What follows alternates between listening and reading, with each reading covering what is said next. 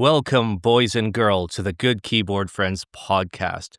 This is being recorded on Thursday, June 13th, 2025. And we're recording late for both me and my co-host, Hubert. Hello! Oh, fuck, dude. So, It's been a long-ass day, hasn't it? Yeah, I work from 9 a.m. until 7 p.m., and it's 7:34 right now. So Wait, 9 to 7? That's like the most, like I basically currently work like 2 a.m. to like 9 a.m., and that's less cursed than what you're talking about. Because at least, like, I still have the whole fucking day. Yeah. Like, by the time I'm done at work, I can go out. I can go chill. Like, people see me out and about, and they're like, what the fuck is this guy doing around? I'm like, dude, I work nights. I just never sleep, apparently. Oh my god. Do you wake up at 2 just because your body's used to it? No. Not at all. Oh, Ham, did we go for a nice walk? Oh, Hammy cat. Oh. All right. Hello, Kate. Yeah. Oh, she can't hear me because you have Oh, headphones. no. I have headphones on. Oh, yeah. Ham was out for a walk with the leash, out exploring nature. All right. Sorry to cut you off. No, man. Yeah, this is awesome. So, for the audio listeners out there, this is another one-on-one episode like I had with James a couple weeks ago. Oh, he's so cute. I could hear him. Oh, you can. Okay. Fun fact: you guys are probably not going to be able to hear that in the final recording because, like, what we hear is not what you guys hear because the thing that we use is stupid. But great, because like it'll do like all the cameras and everything automatically for us, and like it's amazing. This is how we can shoot 2 podcasts, soon to be sometimes 3 podcasts a week. So, all right, Hugh. So you work the most cursed hours. What do you do?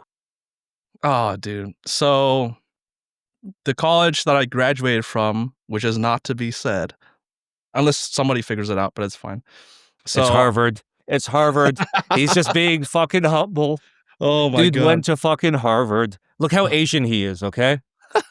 Come on. I tried so It's hard. not racist because it's true. It's true. I started out as an Asian that was put through a rigorous math course by my mom, like all Asians are.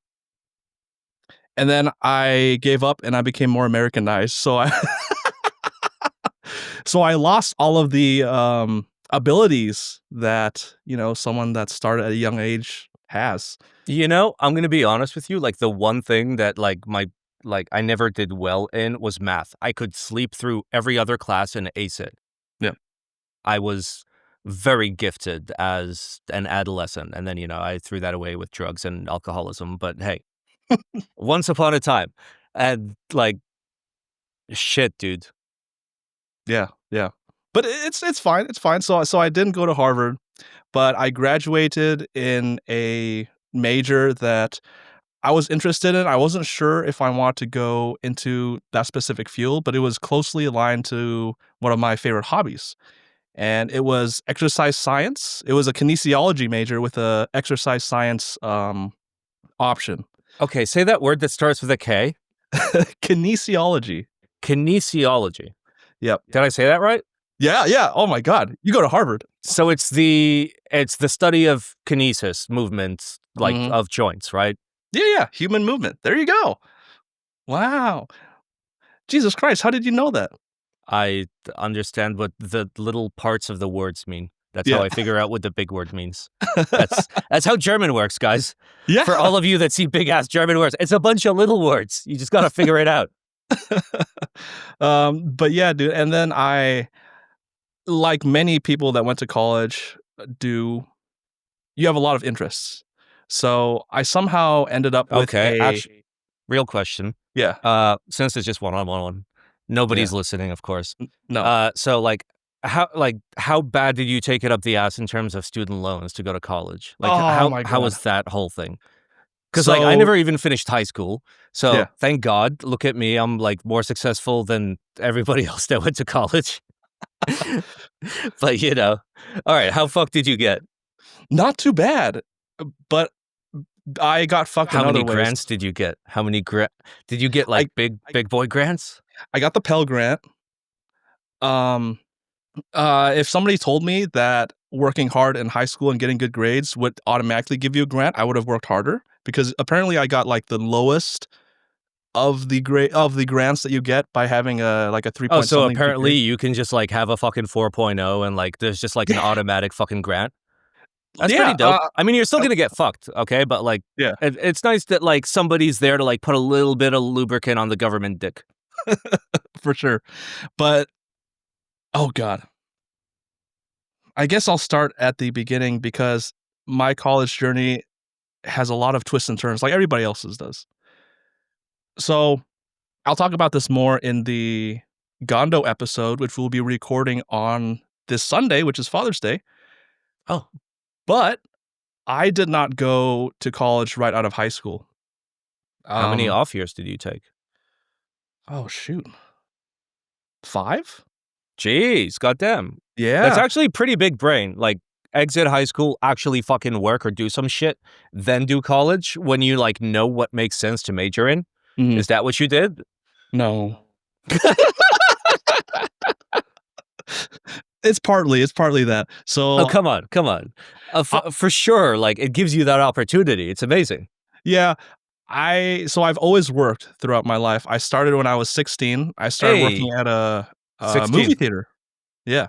Nice. I sold DVRs over the phone, but my voice hadn't broke yet, like fully. It might have been before I was 16. Yeah. So they tell me to just say I was Sandy, and I was like, okay, that's fine. Fuck So it. you were on the phone selling DVRs. Yep. Hello, this is Sandy. Do you want a DVR? Yep. You want to buy some fucking TiVos? Oh shit. But yeah, so I started working. So I've been working more years than I've not been working. But so I worked throughout high school. After high school ended, I was still working. But the reason why I have a 5-year gap is because have you ever joined a religion for a girl? No. Worst for me is I started smoking cigarettes because of a girl, and if it wasn't for her, I probably would have never smoked. I think Smoking yours meth. is a lot worse because I I quit cigarettes. It was fine. I You became could just like stop. It's real easy. It's not easy, but you like you could just stop. That right. part is easy. The Well, stopping is real fucking easy. I decided to become Mormon for a girl. Okay, so that explains how you were previously Mormon. Because I was all like, this dude's way too fucking Asian to be like Oh man. like Mormon by birth. Mm. Because like Asians are smart. They look at Mormonism and they're just probably like, Not that I have anything like bad to say about anybody that's like Mormon, because like Mormons don't push their religion on other people like super hard, not like Mhm. Christianity in the last 2,000 years, but they're chill. They chill. They have their own little plays. They hang out. I'm okay with it. I don't fucking mind. Yeah. No, How did this happen? How do you become a Mormon? that's Do you how have they to like get you. do you have to like swear an oath? Oh Do they put a god. beard on you Yep. temporarily? Yep. I had to sell my soul. No. So I was born in Indonesia, and then when I was about uh, almost before kindergarten, I moved to Utah. The time I moved to Utah. Oh shit. Oh, I just lost you. Are you still there? Hugh? Hello? Hi. Right before kindergarten? Yeah, so I joined I didn't join Mormonism before kindergarten. So we moved from Indonesia, me and my mom and I. And my dad also met us, but we went to Utah because my dad had a job opportunity in Utah. So all my friends growing up were Mormon, which makes sense, you know. But It does. so I always had friends that were Mormon, and then as I grew up, we eventually moved to Iowa because my dad got a job opportunity in Iowa. But I always had friends from Utah. So, as one sometimes does after high school, you want to kind of go on a trip, right? Like a senior high school trip or something. Go And on. you know how young boys are. You know, very horny, full of testosterone. Their eggplants are in full bloom. I was like, oh fuck, dude, I want to message all my old friends, specifically girls from Utah, and I want to see if they still remember me.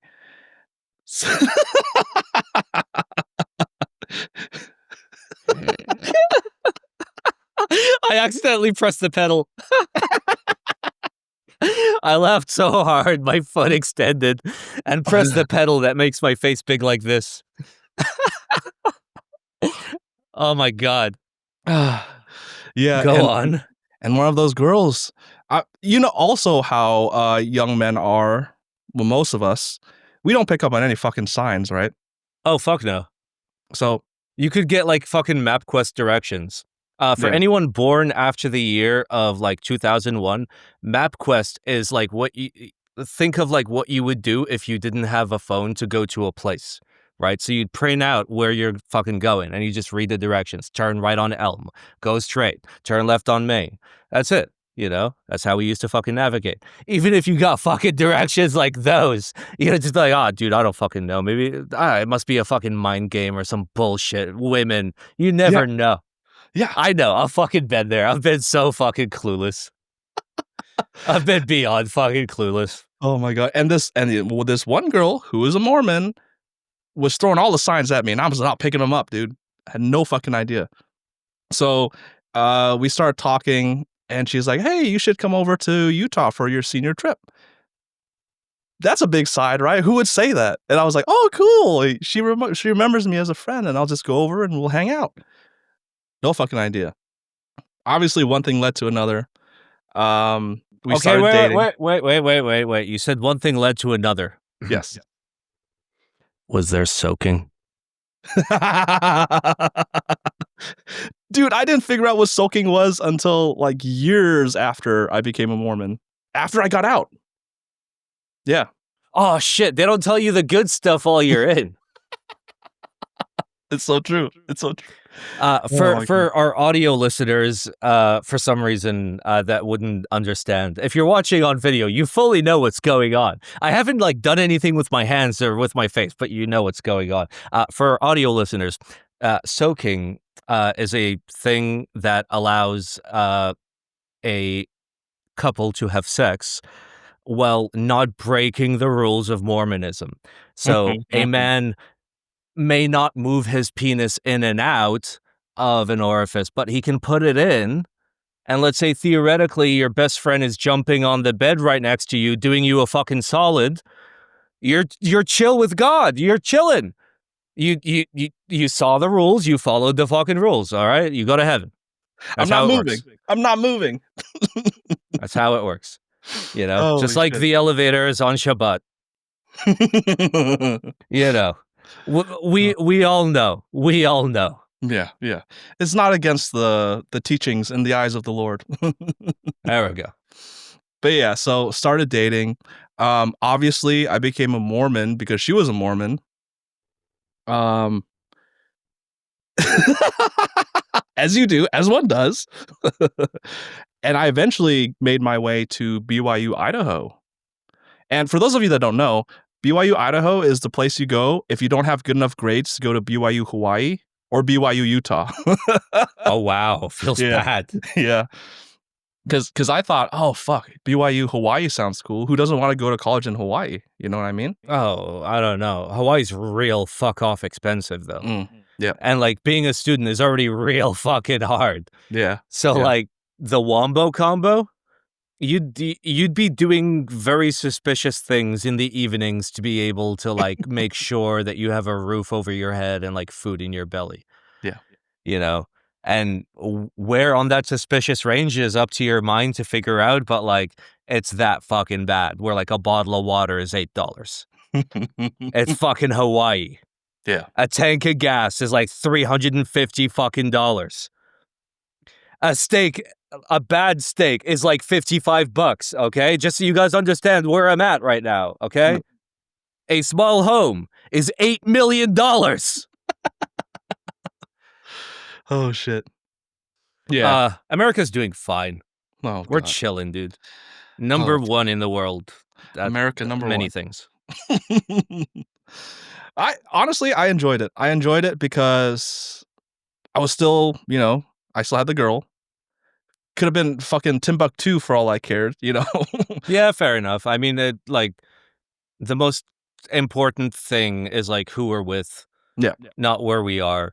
And like when I stayed in Dubai for so long before moving back to the US. I was in Dubai for like 10 years. And I had no reason to stay in Dubai because I had moved there because like two friends of mine had moved there, and we all worked together in a private jet company, and they started working here. And they're like, "Hey, Simon, you should come." And the second they said that, I was like, "Yeah, fuck yeah." These guys were like my closest friends. Within 2 weeks, I had like gotten rid of all my shit, gotten on a plane. I was in Dubai, and I didn't even have a job lined up.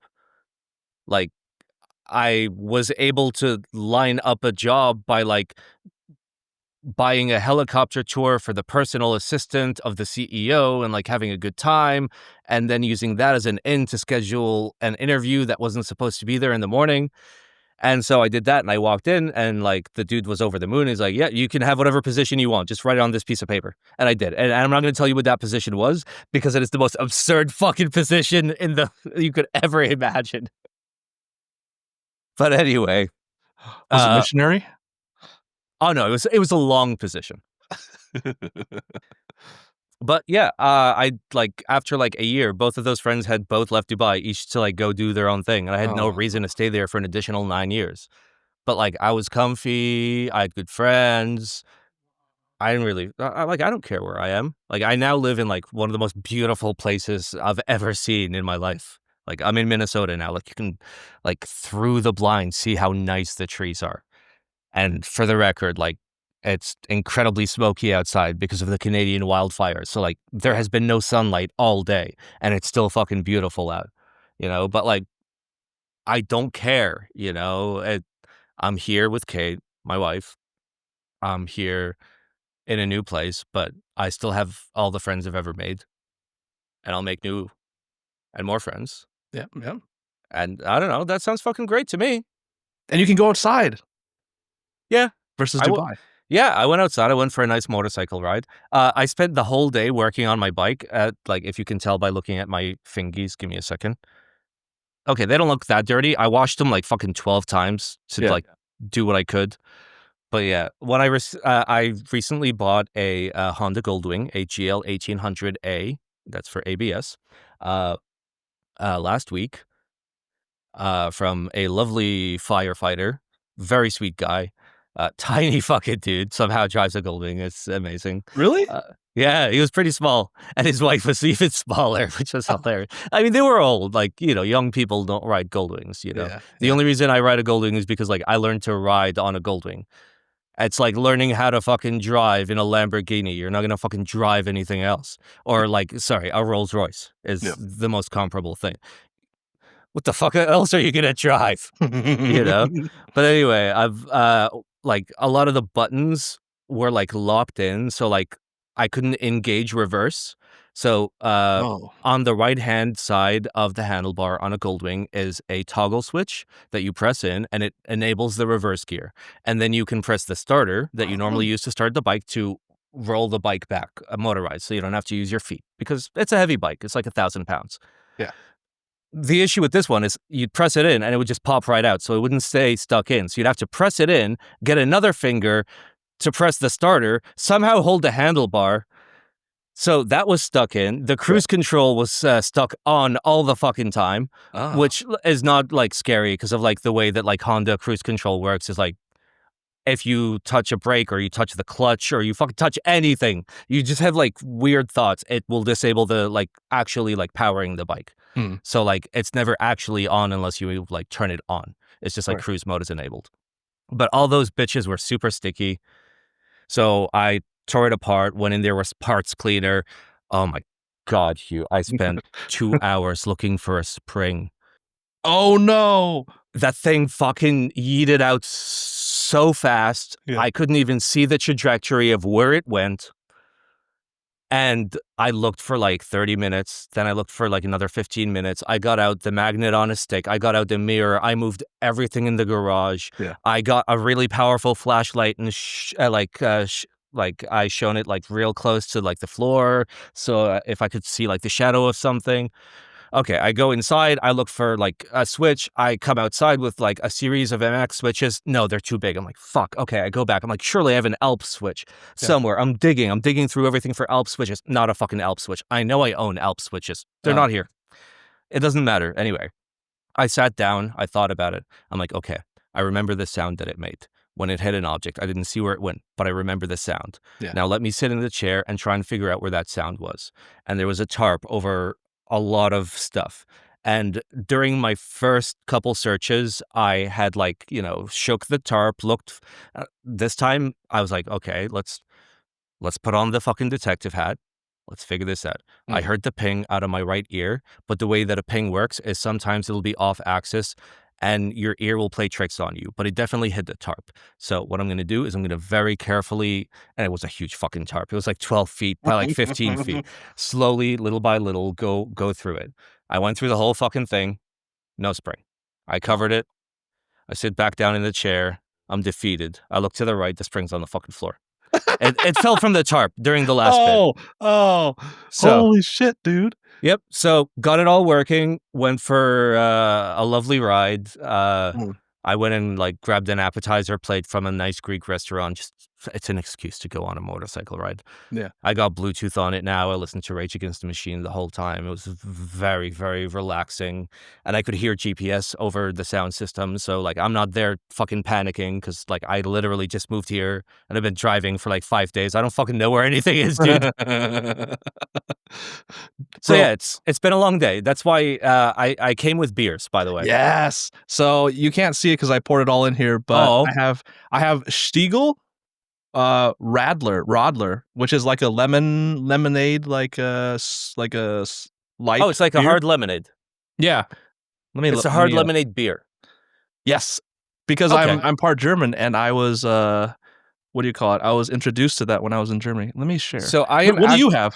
I am. Oh boy, I am currently drinking a Shell's Firebrick, which is a fantastic Minnesotan beer. It's a Vienna style lager. It goes fucking hard. Everything that Shell's makes, they knock it out of the park. And then I've got Summertime. Yes. Is that because like it's candy? summertime. What is that? It's a Livin' Easy German style Kolsch. But honestly, I prefer this over a lot of lagers. It's like a lager with like a little bit of an IPA, like just like a little tip. Not enough to like fatigue you in the way that an IPA does, where you can't sit down and drink 6 IPAs, but you can drink 6 Budweisers. Yeah. You know? This evades that. This is such a nice beer. Holy shit. Yeah, next time I go to the store, I'm loading up the motorcycle with this. It's Goose Island, by the way. That's who makes it. Oh, from Chicago, right? Yep. Or isn't it Wisconsin? Is it Wisconsin? No, Chicago. You're right. Wisconsin's the other guys. They have another goose thing. Do they? Yeah, I don't know what it's called. Something goose. Well, cheers, Simon. Here we go. Cheers to everybody at home that is responsibly enjoying alcoholic beverages legally. Well, I want to say real quick, the way that you explained trying to figure out where the spring went, it was like in the what's Sherlock Holmes movie with Robert Downey Jr. where he can stop time and he's like calculating, like punching and shit like Listen, that. I'm not saying I was Gregory House, but I was Gregory motherfucking House in that moment. Okay. I am still amazed with myself because like the power that it took to just like stop in that moment of frenzy and sit down. Normally I'm a person with a very good crisis response. If like there is an accident, if there is something major, if somebody's in trouble, I can react quickly, I can react logically, I can do whatever is necessary. And that's something that I'm very happy to be able to fucking do because very few people can do that because it's real fucking hard. What was the first part of my thing? Sorry. I had a couple whiskeys before. You're like Dr. House, finding the spring. You have a good crisis response. Yeah, that was a segue. How do I unsegue? Well, I didn't know that some motorcycles had a reverse because I've only had 2 motorcycles in my life. A 1975 Yamaha DT125, very small, 2-stroke, 125cc. Yep. And then the one I have right now, which is a 2018 Royal Enfield Himalayan. It's like a small adventure bike. So it's When you say adventure, are we talking elevated adventure, like Africa Twin style? yeah, How big like a is it? very The displacement? 411 cc. Okay, so 400. Oh, Yeah. that's tiny. It's small. It's basically Royal Enfield used to be a British company, and then now they're making everything in India. So it's very, very affordable. It's like a tractor. It's not very fast. It corners like a boat, but it'll get you there. It has a lot of low end torque. And I didn't know that there was a like some really cool cruisers and things. They have a reverse button, or like Oh yeah. you don't have to. My 1988 GL 1500 SE Yeah. had a reverse lever, not a button. So you'd be sitting on the bike, and on the left side of the gas tank, you'd reach down, and there was a lever you'd pull, and that would engage the reverse gear, and you could pull it back. And to be fair, back then, all of it was made out of steel. It was a 6-cylinder carbureted engine Yeah. in a fucking like 1-ton bike. I've had one like fall on me and pin me down like in a garage. Uh-huh. It's a heavy ass motherfucker. Yeah. So that was when the reverse started. But now, like, it's real comfy. To be honest, I don't use it super often because, like, it's a bike. It's on wheels. Yeah. Like, if I gotta like back up uphill and I'm struggling, yeah, sure, I'll use the reverse gear. course. But Of course. generally, whatever. I just use my feet. Yeah. Fuck, It's dude. nice. It's nice to have the modern features on like a nice like. It's a powerful bike. It's 1823 cc's, if I'm not mistaken. Jesus Christ. And the engine on them, this is my 4th Goldwing, by the way, to Yeah. anybody listening. My first was a 1988 GL 1500 SE. My second was a 2001 GL 1800A. My third one was a 2007 GL 1800 AA, so that's ABS and airbag. When they Ah, introduced the airbag, which is fucking amazing. That's what I'm going to upgrade to as soon as I can. And yeah. now I have a 2002 GL 1800A. I got it for $4,800, because like I don't have a car. I don't want to buy a car for now. So like I want a vehicle. And if this gets me there until October and I get to ride every day, come on. Hell yeah. What are Come on. the so A is for airbag, double A is for ABS. What are all the I don't letters? think there's actually a double A, but the A is for ABS normally, but like there is an airbag model as well. Oh shit. But it's cool, yeah. It's a real comfy bike. You have like surround sound. On the modern ones, you have fucking GPS built in. You've got it. You can raise the bike up and down. You can control how much wind you get in the cockpit. You've got Oh, XM radio, fucking CarPlay, all that shit. yeah. It cruises so comfortably. You throw it on cruise control, and just like with like the slight movement of your shoulders, you're controlling a 1,000-pound bike like around turns, as long as it's not mega windy. But Mhm. like it's real soft, real easy to handle. The center of gravity on these is real low compared to the older generations, like the GL 1500. The center of gravity was really high, so it felt like an adventure bike when you were riding it. So you can't really lay it down how you want at low speed. You got to Yes. have a little speed to lay it down. But on a modern Goldwing, the center of gravity is so low that it's like a scooter. You just fucking lay it right down. You don't even have to move your body. You just move your hands. You stay straight up and you just move the bike under you. That's how fucking smooth it is. Oh my god. $4,800. You could have that fucking experience, Yeah, it needed work, and I had the knowledge and capability to be able to like do that work for free because I had a guide for taking apart and cleaning the switches, and then I went to like check it when I was doing it, and the entire forum was down. And I was like, "Fuck it, I'll figure it out." I've taken apart enough Goldwings, Yeah. and at the end, I only had one screw left over when I put it all back together, and it was a small one too. So it's not So important. I'm pretty sure it was for a cable clip that's meant to like move. So like I took apart the like here. Let me show you what it looks like, just so you guys like get it. Yeah. GL 1800. Right. Handlebar? Grip. No, just handlebar. Yeah, I don't know what to fucking Google. Images? Oh, no, that's literally it. Okay, perfect. Boom. Sorry if there's a random overlay on the screen. Let's see if I can make this big. Yeah, there we go. Simon is just showing for the audio listeners. Simon is showing me what he's talking about. He's sharing his screen. Yep. So so the hand, like the grips come out the right side, and this is all attached to the actual handlebar. And I'll show it to you on an actual like bike. I'll do cockpit, so you guys like see what it looks like. Yeah, there we go. Oh, dude, that looks so cool. Oh god, I don't want to scroll for ages. Show me the picture, bro. Open in new tab. Okay, there we go. Like that. So it's like over here. Yeah. Right? So I was like taking all that apart, and like there's a lot of wires. So like each of these switches is individually wired, and Oh, God. each of them has an individual mechanism, and it's kind of wild. Yeah. It's kind of wild. It was it was fun to see a switch that like I'd never seen before. It's like a 2-action. It's like a Cherry MX lock type, Okay. but with 2 conductors on the top side, 2 conductors on the bottom side. And each of them is like wired into 4 pins on either side that compress the mechanism together. And inside is the slider. Yeah. And the slider has 4 springs for each of the contact points, 2 on the top, 2 on the bottom, and the spring that allows it to lock, unlock.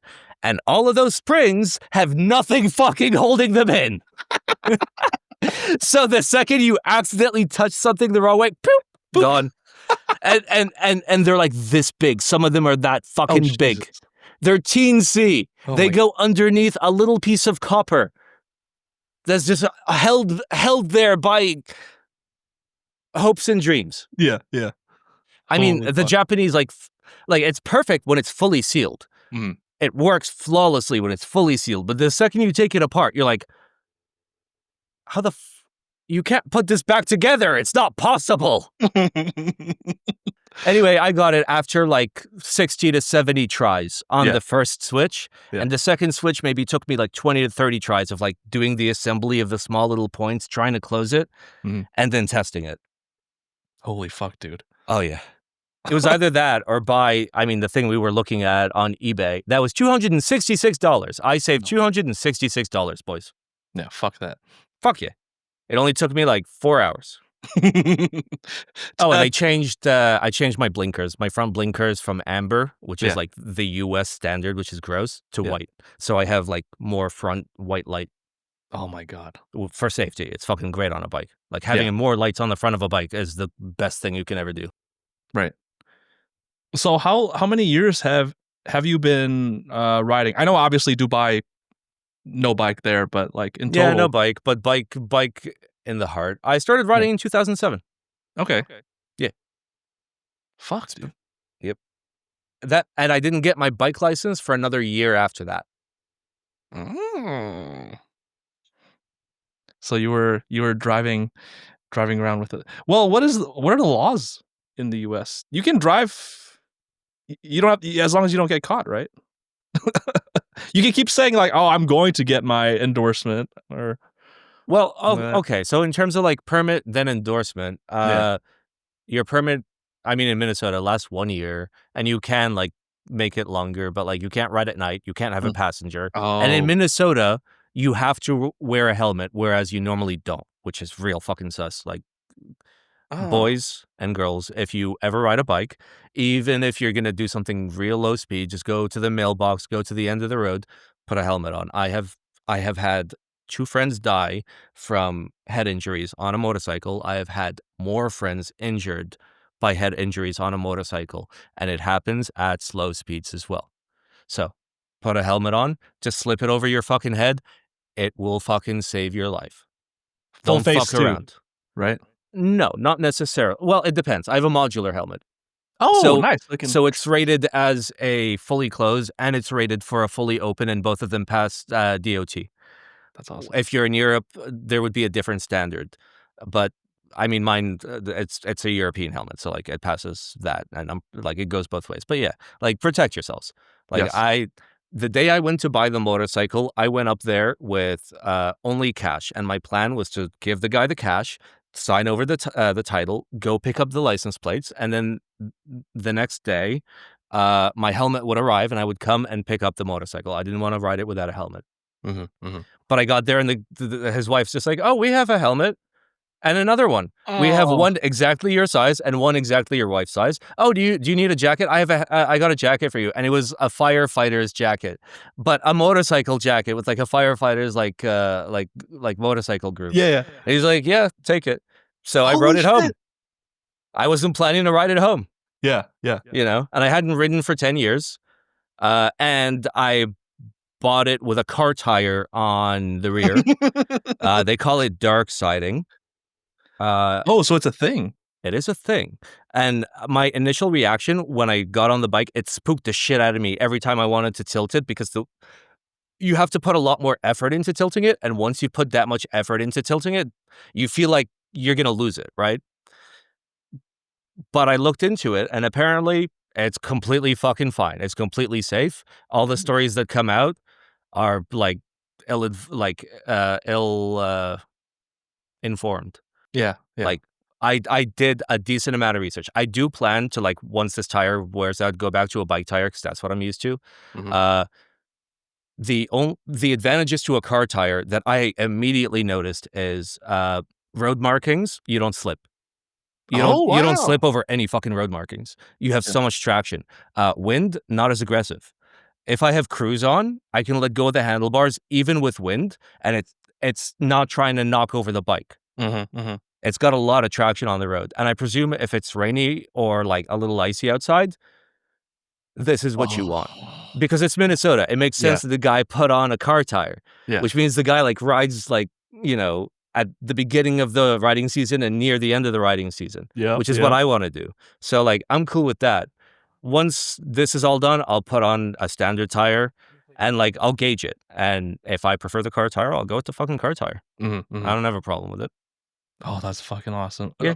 But it took me about 15 minutes on the drive home, about like halfway on the drive home to like, all right, I got it. I can take corners at speed. I'm chilling. I'm not like grasping the handlebars like I'm going to die. I can just two finger it. Yeah. It took me about 15 minutes to get there. It's like riding a bike, as they say. Yeah. I learned this the hard way, and this might be super like, oh, duh, this is obvious for you to know. But for those of you that don't know, when you're on a motorcycle, you don't want to stop on any markings. You don't want to ride on any markings, especially in the rain, because they're super fucking slippery. I didn't know that. I dropped my very bike. big slippy. Yeah. Oh, wait. No. Okay. Fuck, is Kate asleep? Fuck. Oh, is she asleep? Yeah, I don't know. She goes to bed early, and like I just realized that it's you and me, and I didn't like refill my vape juice thing. And if I go downstairs, it's just you. No. Do it, and I'll do the sponsor. But then I don't get to hear it. You can okay. You can tell me after. Okay. All right, I'm gonna go get my vape juice. I'm sorry, guys. I did not plan for this.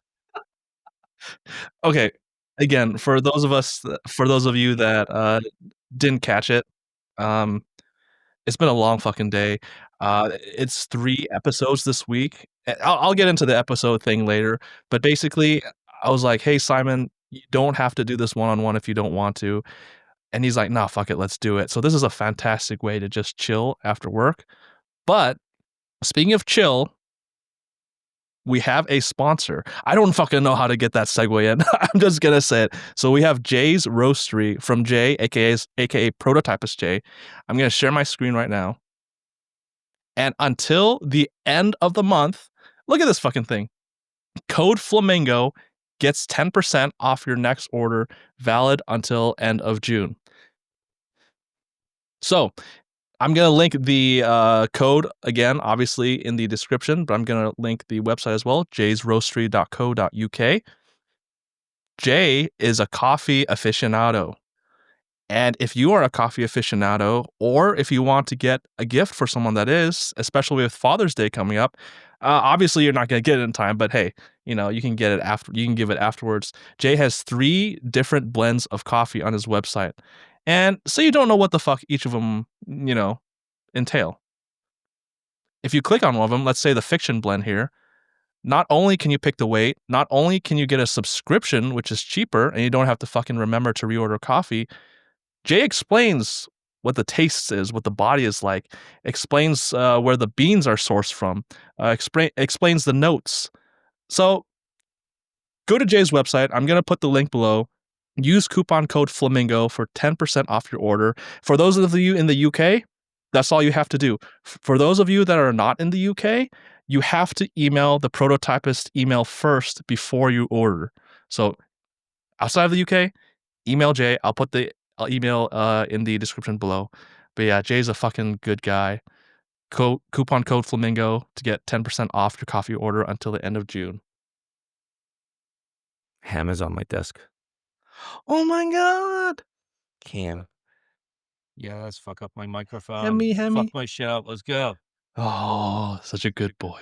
Such an orange boy. The orangest. Oh my god. Oh no, did I? How did you? What happened? What did he do? He unscrewed it? No, he rotated it 360 degrees. It tricked me. I got tricked by it. He 360 no-scoped you. Yep, I got 360'd. Oh shit. In terms of motorcycle riding, so I haven't ridden for a while as well because my battery was dead. My year of Royal Enfield, they have this sort of parasitic draw. Oh. And I wasn't big brain enough to realize that I could just put on like a battery off switch. A tender, yeah. Or an off switch. Or an off switch. Yep. Like you figure out that specific circuit, that's a problem, and you just have a toggle for it. Right. The reason I bring this up is because for those of you that remember, our very first episode was with Jack, aka Pikatea. We live 10 minutes away. He's just on the road. We're going to go moto camping. And in addition to that, we're going to meet up with Simon in the near future, and we're going to all go riding. We have, we can go 60, 65 miles an hour, but we can't like sustain 70 or 75 on our bikes because he has like a 250 dual sport. So I don't know where to go, dude. So, fun fact, my, here, you know what? I'm gonna, you want to show it? I'll send you like a video and you show like, the motorcycle. Oh, fuck yeah. Just so people like know what it looks like. On stream or like edited in after the episode? I mean, not on stream, but on the podcast. This man editing. It's 16 seconds long. Okay. There you go.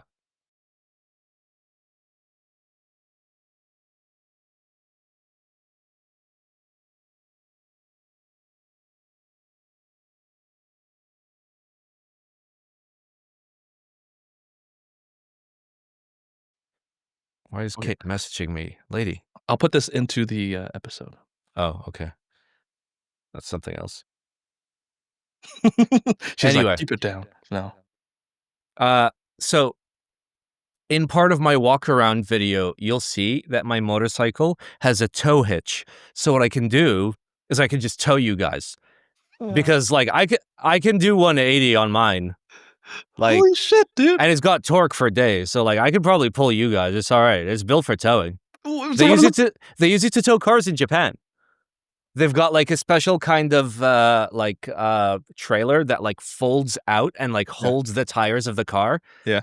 And the Goldwing just pulls it because of course it pulls. It's a 6-cylinder. It's basically a Porsche engine. It's a flat 6. Yeah. Oh my god. Yeah, it fucks. It fucks. It's real nice. Man. It pulls. I'll sit in 5th gear, like the final gear on it. It doesn't have a 6. Yeah. Going like 30 and just like twist it and look down. I'm doing 80. I'm like, oh shit. Holy it's like, fuck. I don't know. It's like getting the fucking master wand in Harry Potter. He's like, aha, oh fuck. Too much. I mean, to be fair, like a sport bike also has a bajillion times more power than a touring bike, but I'm talking about a touring bike. On a sport bike, of course, like sometimes you're not looking and you do this and you see the Grim Reaper in 5 seconds.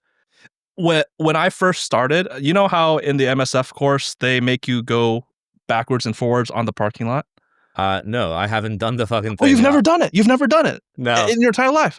Okay. Nope. Real quick. So if you take the MSF course in the US, you don't have to take it because you can either do that or you can go to the DMV and test that. Yeah, and actually do a test. Yep. The MSF course, they have you sit on your bike and then you waddle back and forth on the parking lot. and then you slowly in first gear you just go back and forth on the parking lot. I was going 10 miles an hour and I thought I was going 50, dude. For those, if you've never been on a motorcycle, especially riding one, it feels so fucking fast, and you can see the ground underneath you, obviously. Oh my god. Oh, you hadn't ridden up until that point? Never ridden. Yeah. Oh, okay. Yeah. Yeah, So, see, yeah. I'm taking like the basic rider course just because it's less of a pain in the ass than dealing with the DMV, because it's just like 2 mornings, you go ride, you get like, I get to show up with a fucking Goldwing with little guys on their little 150s and fucking like show them. I've been fucking riding for like 20 years, so I'm just gonna go do that. Why the fuck not? That sounds great. Like, like the only thing that could go wrong is it rains, but like I got my rain suit in today. I can just fucking toss it on. Oh man. And show him who's boss. Fuck, dude. That's the one thing that I want to get in the near future, a bike that actually isn't an adventure bike and something that can take the US highways and freeways, you know. It's nice. It's nice to road trip and like have both things. You get to ride and you get to trip. You know, and you got to get like a real big bike for that, you know. Think of it like you want to take a motorcycle ride to get to your destination, but you want the comfort of a Mercedes and the storage capacity of a very small Mercedes to get there. Yeah. You know, because like I can get a decent amount of shit on the wing. Like you can probably get like 150 pounds of shit on it. You got saddlebags, you got the trunk, you've got the rack on top of the trunk, you've got the tow hitch, and if you want to tow like a trailer, you can tow a trailer, or if you just want to like just have a platform on the back and stack shit up on top of it, you can do that too. It can take a lot of load. So like imagine you get to do that and like you don't lose much handling. It's just it's heavier. So you gotta just you press the button to make the bike higher. Right. That's all you do. You press the button to make the bike higher. Are you and then you remember to put it back down when you unload. Sure. Otherwise your tippy toes are gonna be there at the intersection and he's like, ah. Have you ever wanted to go to a specific place in the US or like road tripping like in a specific area or like go to a specific national park or something like that? Again, really don't give a shit about like places. I give a shit about people. So like if we want a road trip with like the boys, yeah. Where we go? I mean like we'll all have notes on like shit we want to see. Yeah. Like, I don't want to see the Grand Canyon. I saw it out the airplane. It was there. I saw it. Like, oh, there we go. Yep. I just went there for a family vacation. Oh, yeah. It's scary because there's like a lot of there's like a sand dude, I fucking hate sand. Okay. Sorry, I was muted. You didn't hear my hilarious There's like a part of Arizona that can get super sandy with like sandstorms and shit, and we got caught in it. Oh, wait. Are you telling me that in Arizona, the state that's in the desert, there is sand? There is. In this economy? Oh, shit. Oh, shit. I'm so hot in this room. This is the hottest room in the house. Oh, like normally I'd put on a fan on stream. Oh, but like I have audio filters that are meant to remove that noise, and I have no idea if that's going to work on the podcast or not. Yeah. So what we're going to do is an experiment. I am going to run the fan for exactly 5 minutes, and we are going to continue the podcast as normal. Then I'm going to shut off the fan for the rest of the podcast, and you guys will let me know. And by that, I mean I'm going to watch it myself because I don't trust anybody in the comments, you motherfuckers.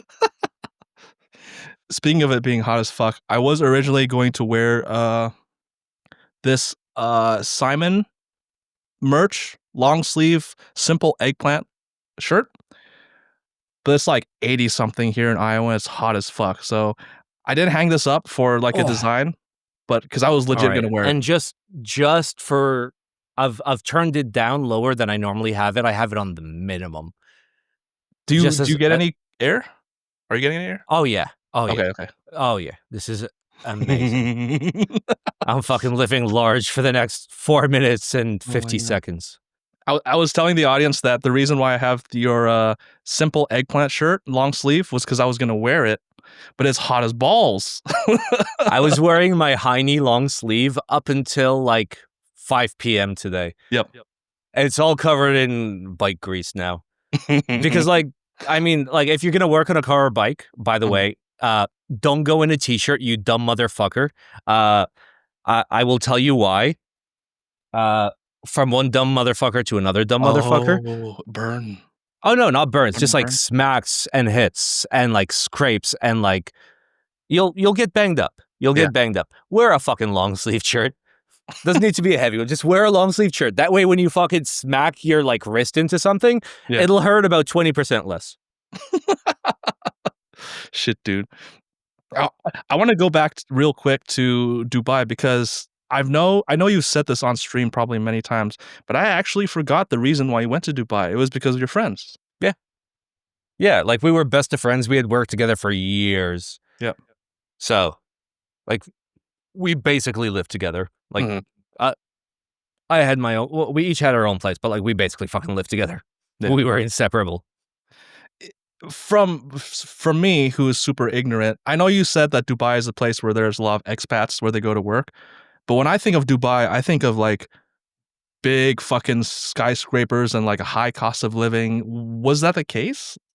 Well, you have to keep in mind, like, I mean, we'll start very wide with the demographics. Yeah.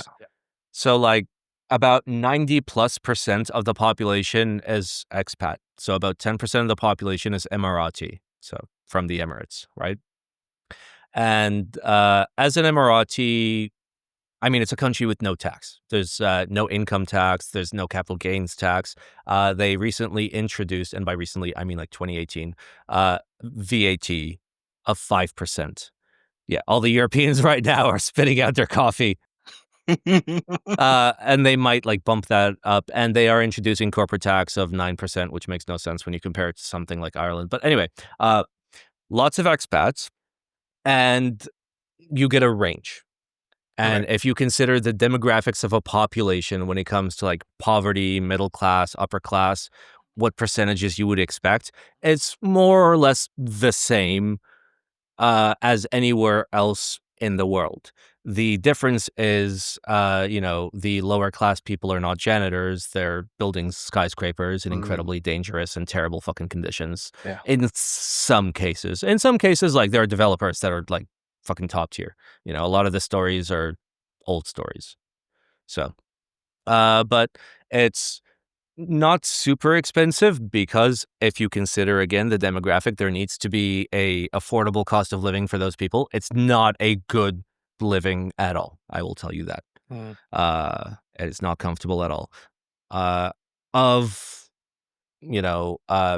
Educated Westerners that are working in managerial and up jobs, earning, say, more than $4,000 or $5,000 a month. You know, nothing like huge. It's maybe 120,000 total. So it means that section of the demographic is a little bit fatter than the others, but it is what it is. The nice thing about Dubai is you have incredible safety and incredible convenience. It is one of the safest places for a woman to be. For, like, there have been many cases of a man making a passing remark or smacking a woman's ass and getting deported from the fucking country. They don't fuck around. A lot of women hold very high positions of like power in government and in like the private sector as well. So it's like that kind of place. But like there's still the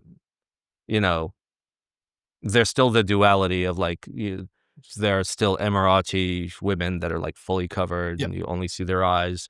And, there are 4 women or 5 women to 1 man who is the husband of all of them, and that's just how it fucking works, But like the laws are relaxed, you can go out, you can drink some beers, you can go hold your girlfriend's hand out in the street, whatever, You can't run out with a bottle of whiskey and swinging your dick out and flipping the finger at the cops. Sure, And drugs are very, very, very illegal as opposed to like a state like Minnesota where you can use cannabis recreationally. And that's fun. But yeah.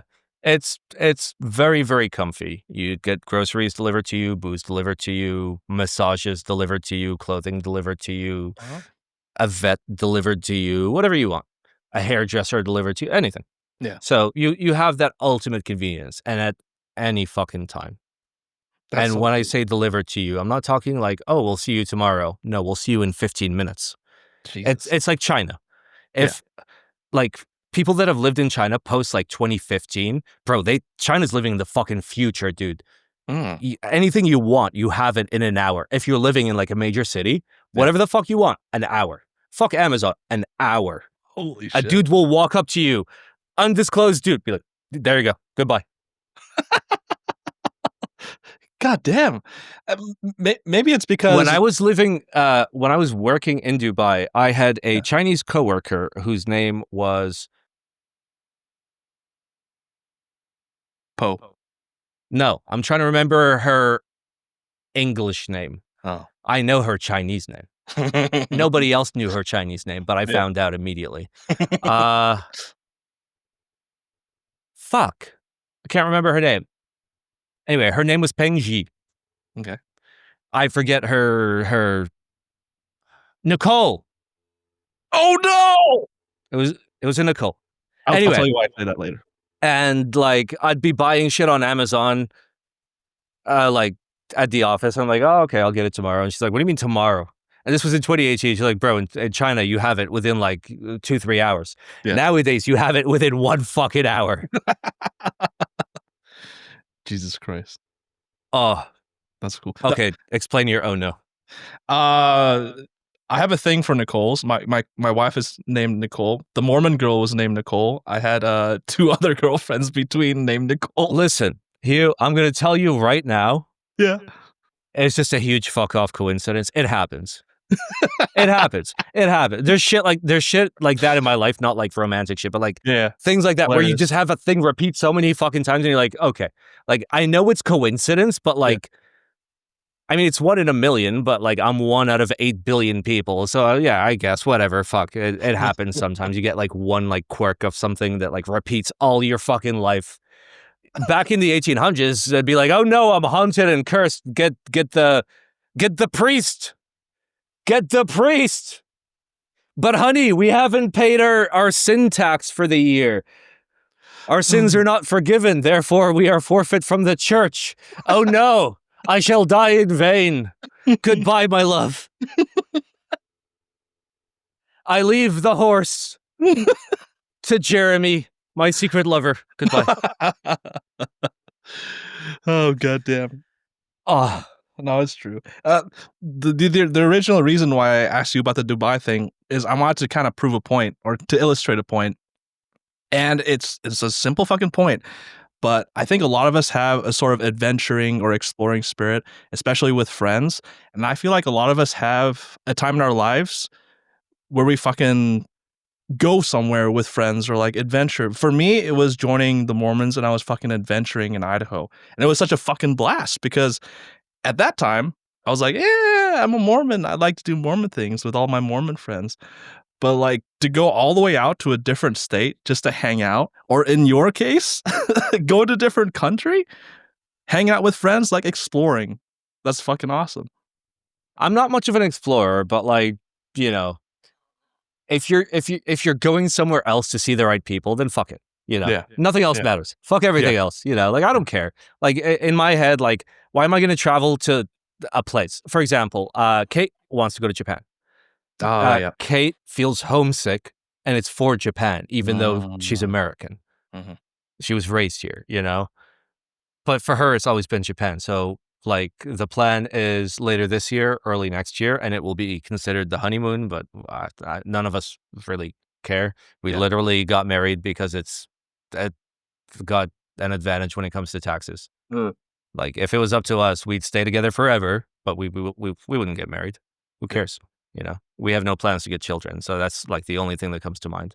Mm-hmm. Anyway, fuck, I did that thing where I segued so far, I forgot my original thing. Okay, it was Kate.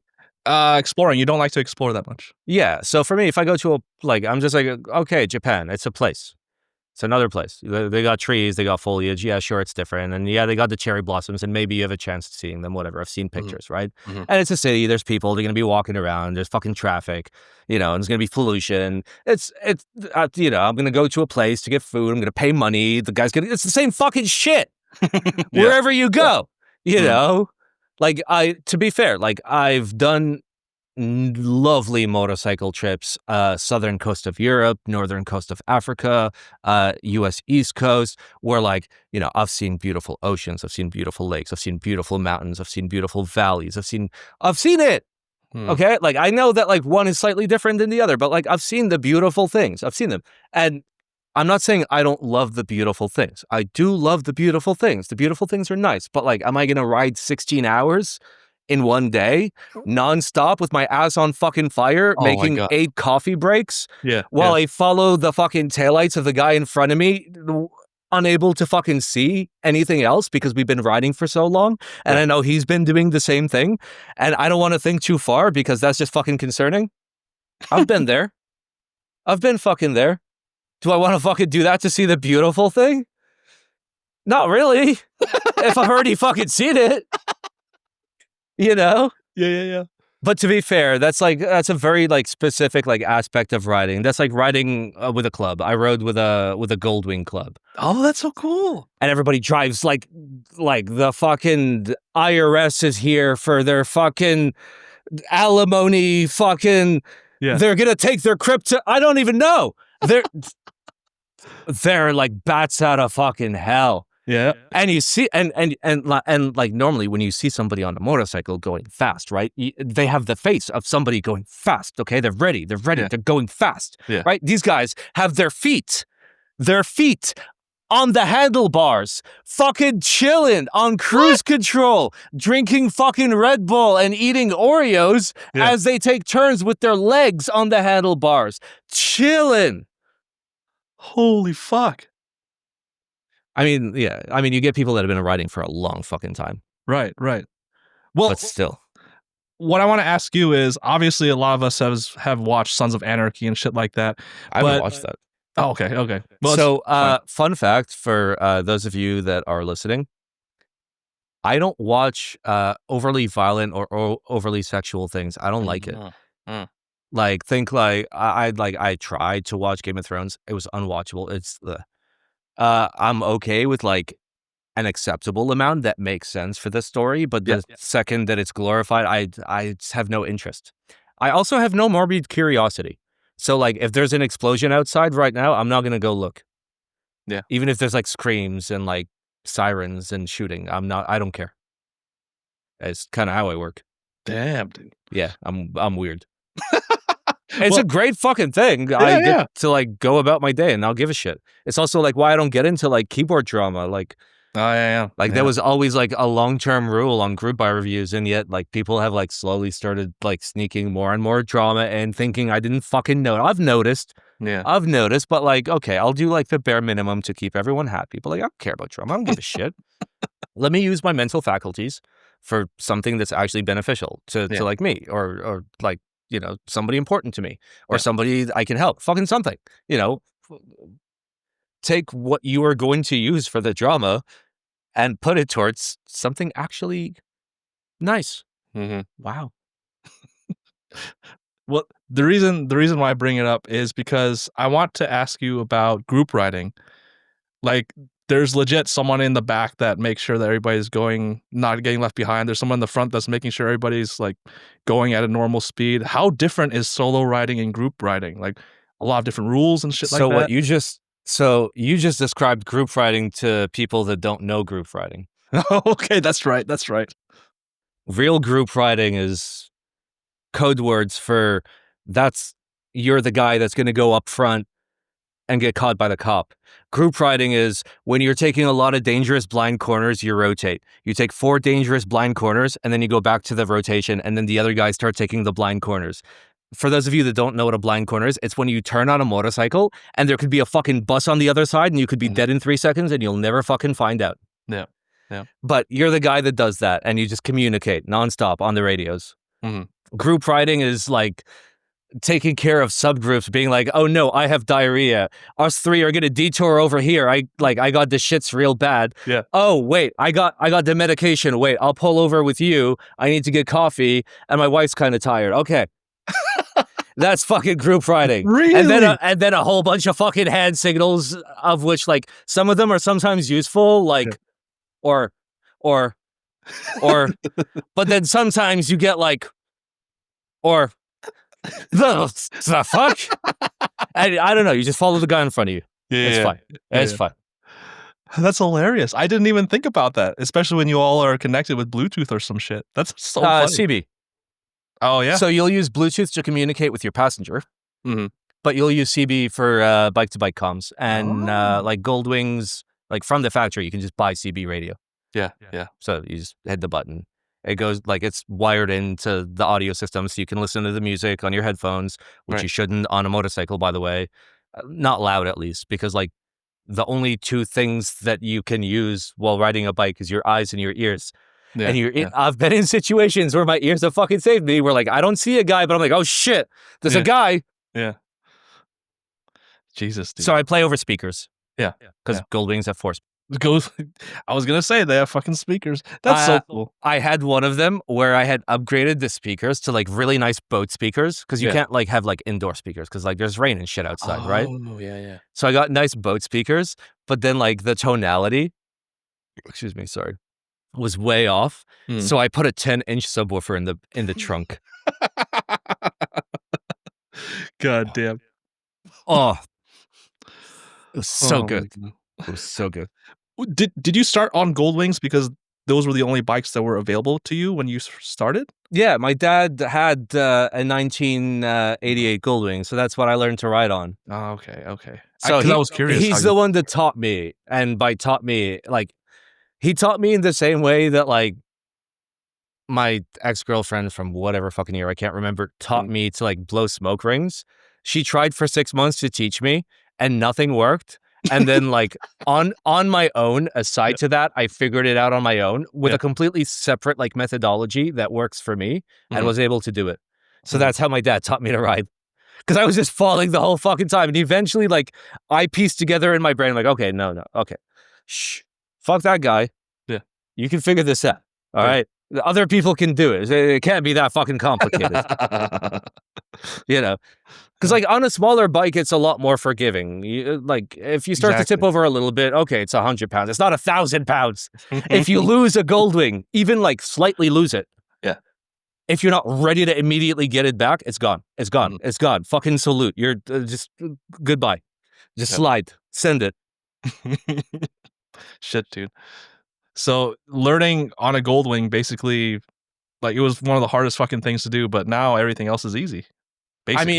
I mean, I've ridden sport bikes and like adventure bikes and like modern like hybrid city bikes. I don't know what the fuck they're called. Yeah. But like they're too small for me. I remember I was going out, me and a friend, to a barbecue, and I had my 1800, my Goldwing. I think this was my 07. And he had a nice Honda CB 450, like a new generation had just come out. It was real nice. Yeah. And I was like, hey, you want to trade bikes? Like it was a short ride. He's like, yeah, sure. You know, and I know he rides big bikes as well. So like we're chilling.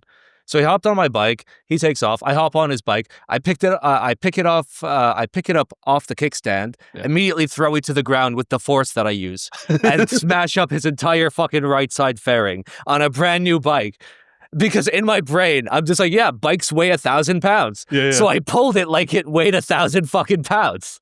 And like I kind of tried to catch it on the way down, and all I did was like manage to like slip my right leg more under the bike, so it fell on me more. Oh no. Shit, dude. So yeah, like for me, like it's more difficult to ride something small because like you have that inertia. And that inertia is like the greatest power you have on a bike like that, you know? It's the greatest safety thing you have as well. Because like on many bikes, you want to like yeet yourself, right? On a Goldwing, you stay put, you know? Because the saddlebags are wide enough to where even if you're super wide, super fat, you're still fully covered. You're never going to touch the road if the bike skids. The only concern is like a front-on collision. And Right. every Goldwing for the last, what, like 10, 15, 17, last 17 years has had airbags as an option. So in a frontal collision, you don't fly forward into the fucking vehicle through your windshield. There's an airbag that protects you. So like Yeah. you always want to stay put. Plus the inertia is what protects you. So like even if you were going to slide and hit a car, a person hitting a car is like, you know, a bug hitting a fucking tennis racket. Right. You right. on the Goldwing hitting the car, it's like, it's the reason why school buses don't have seatbelts.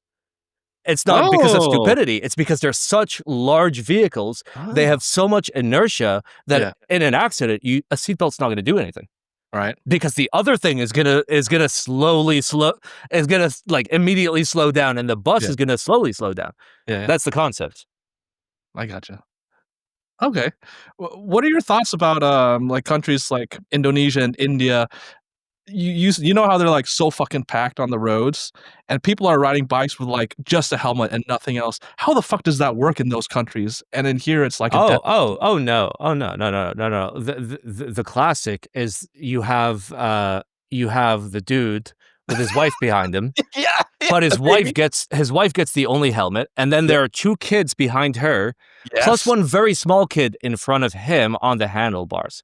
Yeah. That's the real shit. See, I've seen the real shit. Yeah. How does that fucking work? Like in Indonesia, I remember when I was a little kid, I was sat in front of someone's bike. I had no fucking gear. How does it work? Is it because obviously our roads are bigger, there's faster, like people are not used to looking out for motorcycles over there? That is absolutely a thing. Like believe it or not, like most motorcycle accidents happen on like short drives at low speed, and mostly because a car doesn't fucking see you. You know, so being in a country where everybody is cognizant of the fact that a motorcycle can fucking do this at any moment is very helpful. Yeah. But it's also an education thing, and it's also a poverty thing, to be honest. Yeah. You know, because like a lot of the people in that situation, that is their only vehicle, and that is their only way to carry their whole family. And if you gotta fucking, take your kids to the doctor with your wife, you gotta take the kids to the doctor with your wife. Right. You can't not fucking do it. And I understand that, it's situations like that like push people into like making crazy decisions, like hopping on a 50cc bike at top speed with one helmet for 5 people. I've seen it, but Jesus. it is what it is. But if you can avoid it, please don't ride in the US with just like sandals, no helmet, a tank top. What I don't understand is when I people ride are with going, boots. yeah, I'll wear normal jeans. It's fine, whatever. Yeah. I will wear a jacket, even in summer. I'll get a proper summer jacket that has adequate ventilation that covers your shoulders, your elbows, and your back, your spine. Okay? And I have a helmet at all fucking times. If it's cold out, I'll throw on gloves. Because, generally, if you're going to scrape a hand, you're going to immediately recoil. You're not going to land on a hand unless you're a fucking idiot. Yeah. Generally, what's going to happen is, you might graze an elbow if you fall because you're a dumbass and then pull your elbows in. It happens. And boots. Motorcycle fucking boots. I have broken my left foot 2 times in the same fucking way. And I was wearing boots. If I wasn't wearing boots, I probably wouldn't have a left foot. Oh my god. Did it because your foot went underneath the So as you ride, it was my left foot. So Okay. as you ride a motorcycle, here is the motorcycle. We are turning the motorcycle. Down Sorry below, for the audio listeners. Yeah, sorry. Down below, you have the thing that allows you to shift. It goes up, it goes down. Use your foot to push it down. Use your foot to push it up. Yep. So you put your foot on the footrest sometimes, under, ready to shift up. And your foot is way under the footrest. So if you're going to take a turn and there's a curb coming real tight because you took too tight of a turn, your foot fucking smacks into the curb at 60 miles an hour. Oh. And it hurts, even when you're wearing a motorcycle boot. If you were wearing not a motorcycle boot, I'm pretty sure you want to lift your foot right fucking there. Yeah. But yeah, equip yourself. It's the bare minimum. It's the bare fucking minimum. The thing that I find hilarious is for guys that are riding without a helmet and they don't have a windscreen or anything, don't you think they're gonna get like a face full of flies or insects or some shit when you're going down the freeway? Like, how the fuck do they just not like? Do they just pretend that's not happening? So even with a windshield, because like I'll usually ride with my helmet open, but like I'll do sunglasses down, not like visor down. So like the visor is like part of like the main thing. So like I pull the whole thing up and then I have sunglasses. Even then, I will get bugs that will like come at 70 miles an hour trying to enter my nose and mouth. And trust me, they are getting way more in their mouths than they're getting in their eyes. And they fucking deserve it. Oh my God.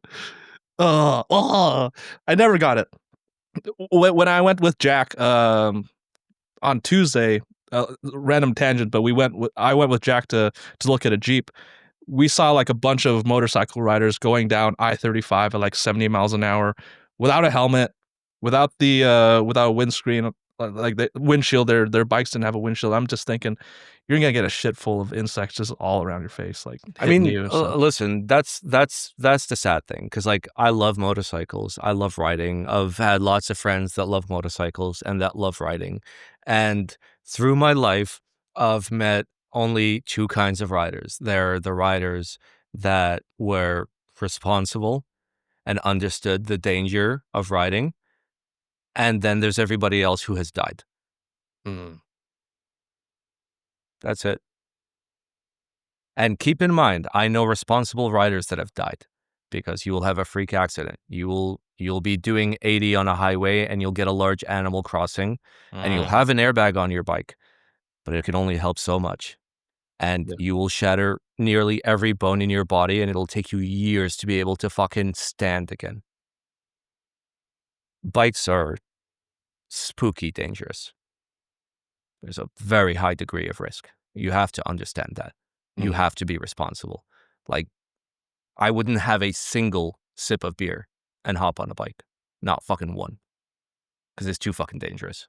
Yeah. That's wise words.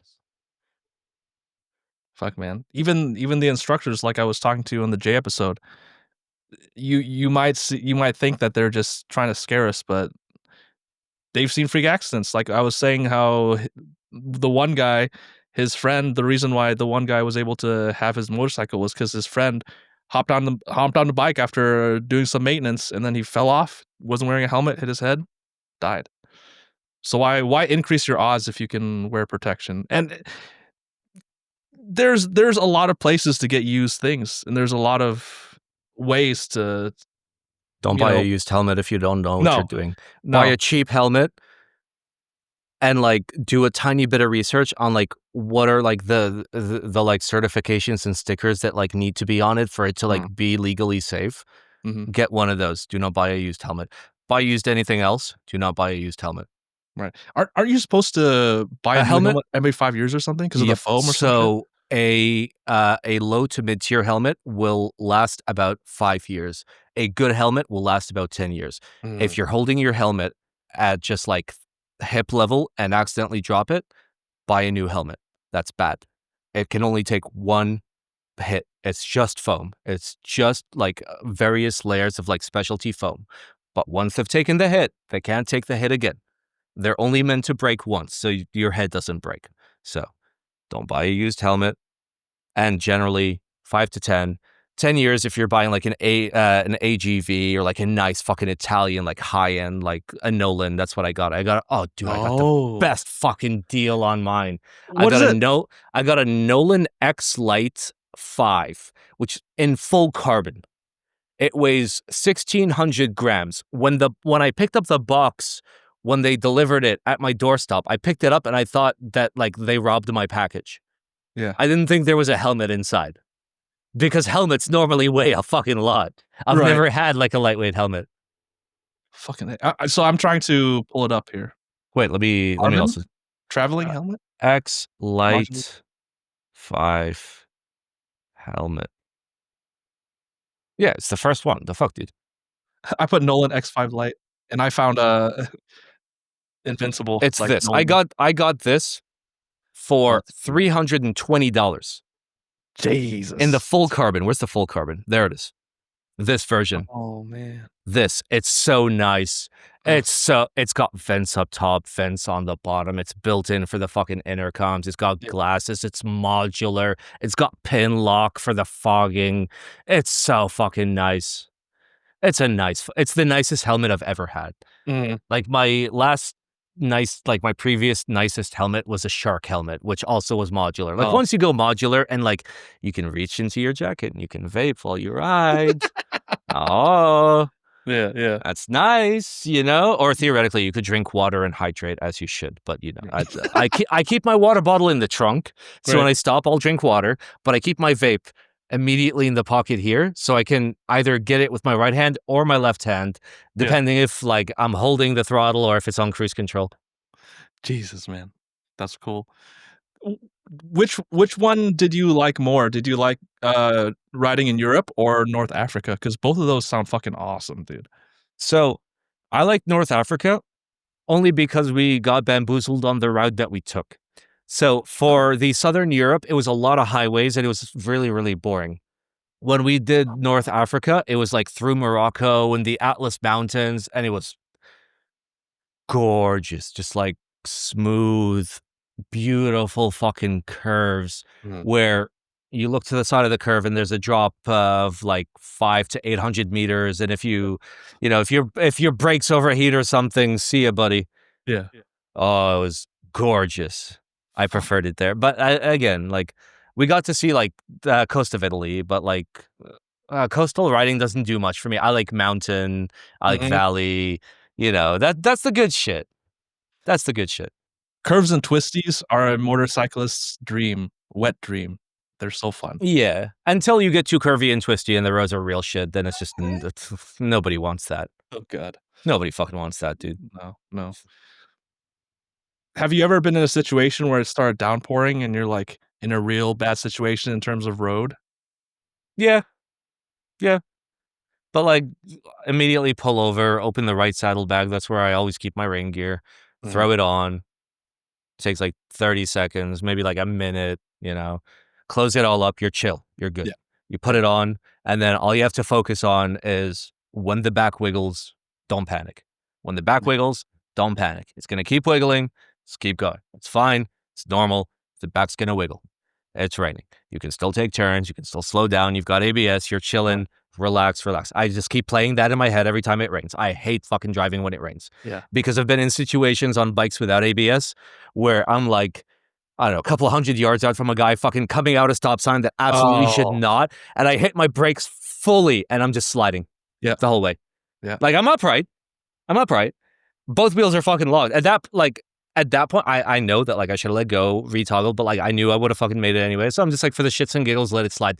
I slid for so fucking far until like I got down to like real slow and it's like moving first gear.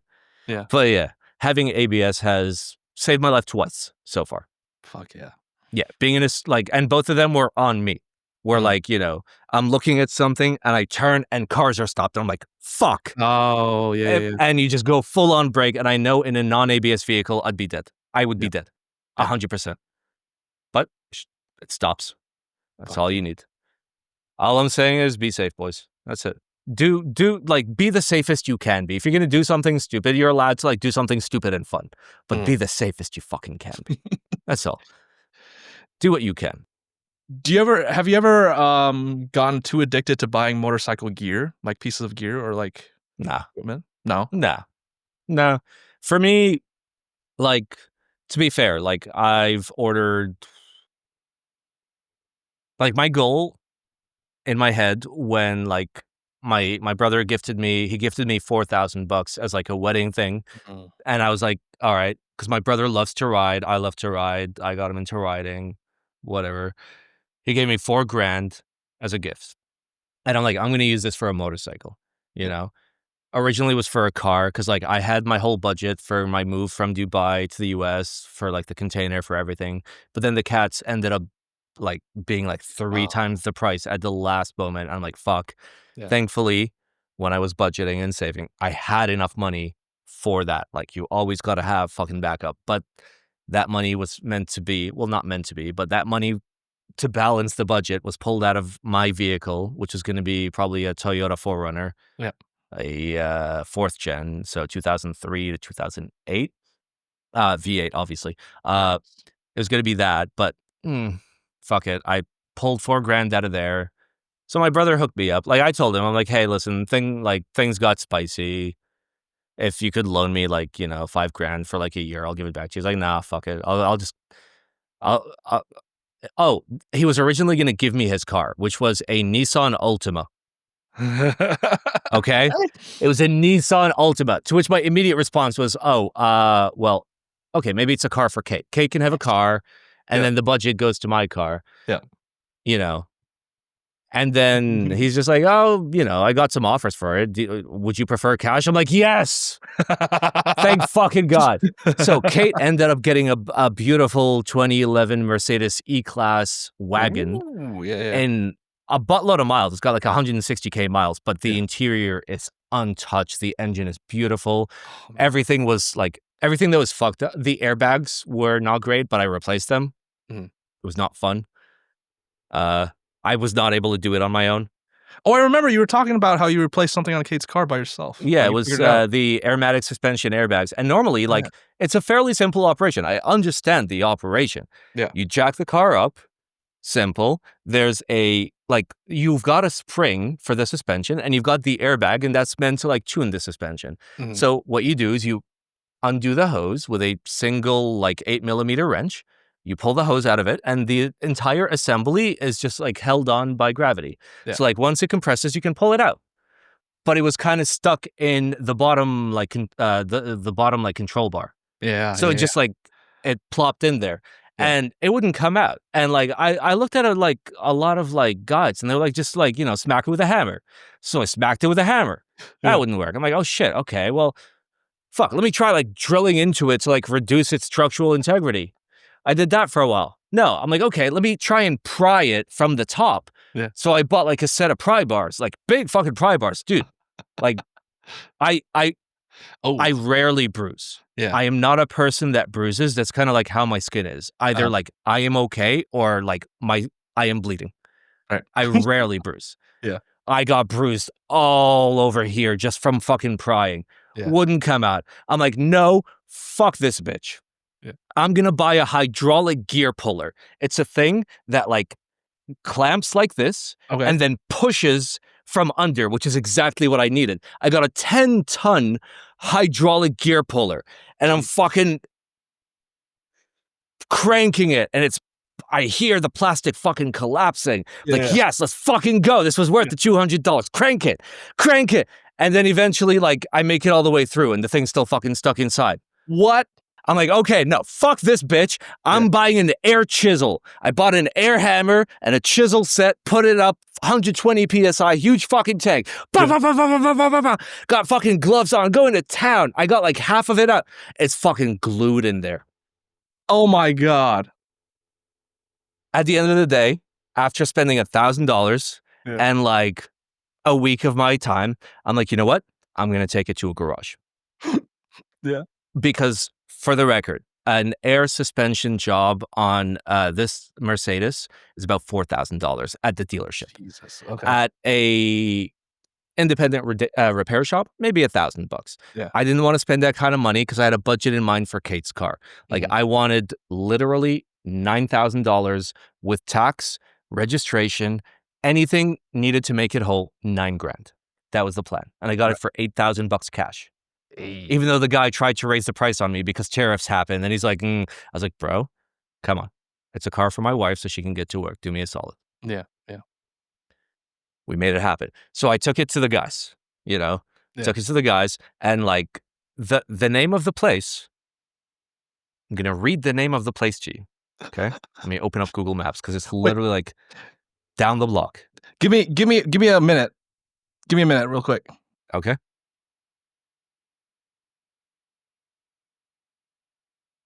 Where is it? Where are you?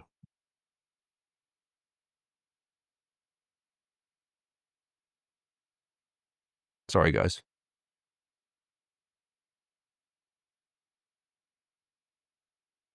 I'm so lost.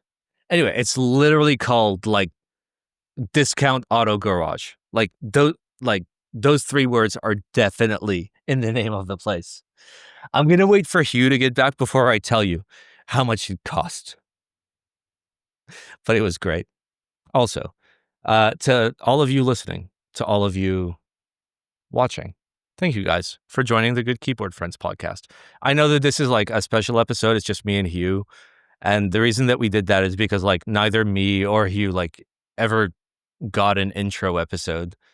And to be fair, I didn't want to do an intro episode. I'd rather just like, sit with a friend and like talk shit. So okay. So we have 2 blue-fronted Amazons, which are like parrots.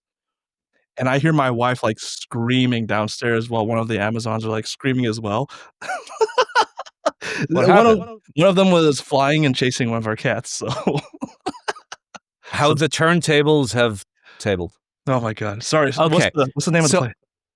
I couldn't figure out where the fuck I was on the map, but it's literally called like Discount Auto Garage. That's the legal name of the place. Yeah, yeah. I took it in. I gave them the airbags. I explained the situation to them, and they're just like, "Okay, well, we'll work on it when we can." I'm like, "Listen, my wife starts work in 2 days. Like, if you could do something," and like, like I was like talking chill to the guy, like. It's a problem that I've been trying to deal with. I would have dealt with it if I could, but like, right. I need to get the car high up enough to be able to actually get at it, and I don't have like I can only get the car about yay high off the ground, with my jacks. Yeah. It's like, okay, we had a guy pull out. We'll try and do it like this afternoon or like tomorrow. And I'm like, okay. So that same afternoon, I hear back when Kate or her dad are like coming back, and they're like, oh yeah, we saw them working on the bins. So I show up the next day. They didn't call me. They didn't text me. They didn't fucking tell me shit. Right. I show up the next day. I'm like, hey, you guys finish up the bins? They're like, yeah. Oh, okay. So, I mean, like, I saw it before I went in. Yeah, I saw that the suspension was like the back was not on the ground, so the air suspension was holding.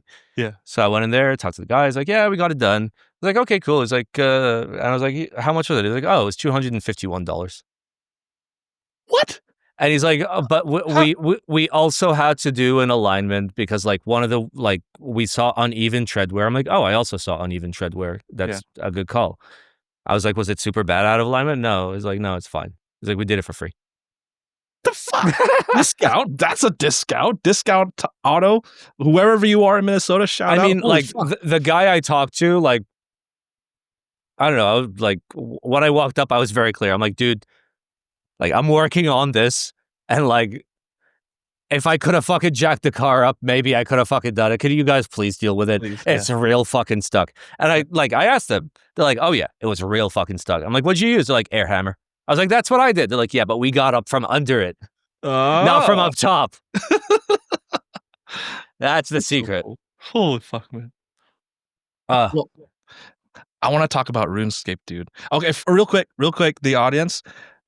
We can always talk about Keebs, like I want to talk about RuneScape because I haven't been able to talk about RuneScape. So the Good Keyboard Friends podcast, believe it or not, the whole premise of the the Good Keyboard Friends podcast is good keyboards friends chilling and talking about other stuff. If keyboard topics come up, if there's something important to talk about, we talk about it. Okay, we're not going to avoid keyboards. It's not that kind of podcast. It's still a keyboard podcast, but we're keyboard friends, And as this is episode 9 of 69, 60 more to go for season 1, baby. We've had to do a lot of intros. And a lot of intros are, how did you get into the keyboard hobby? What was your first keyboard? What did you do after that? When did you start designing? Oh, that's very interesting. We gotta fucking do it, guys. We gotta fucking do it. Because like, not everybody knows who everybody is.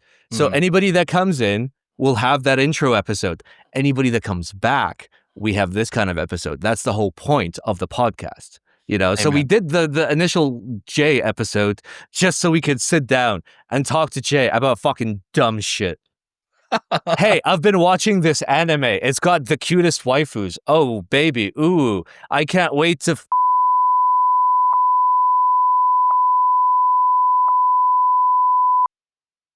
Were you actually saying something or were you just like making words? We'll let the people that can lip sync later Oh my god. figure it out. Oh fuck.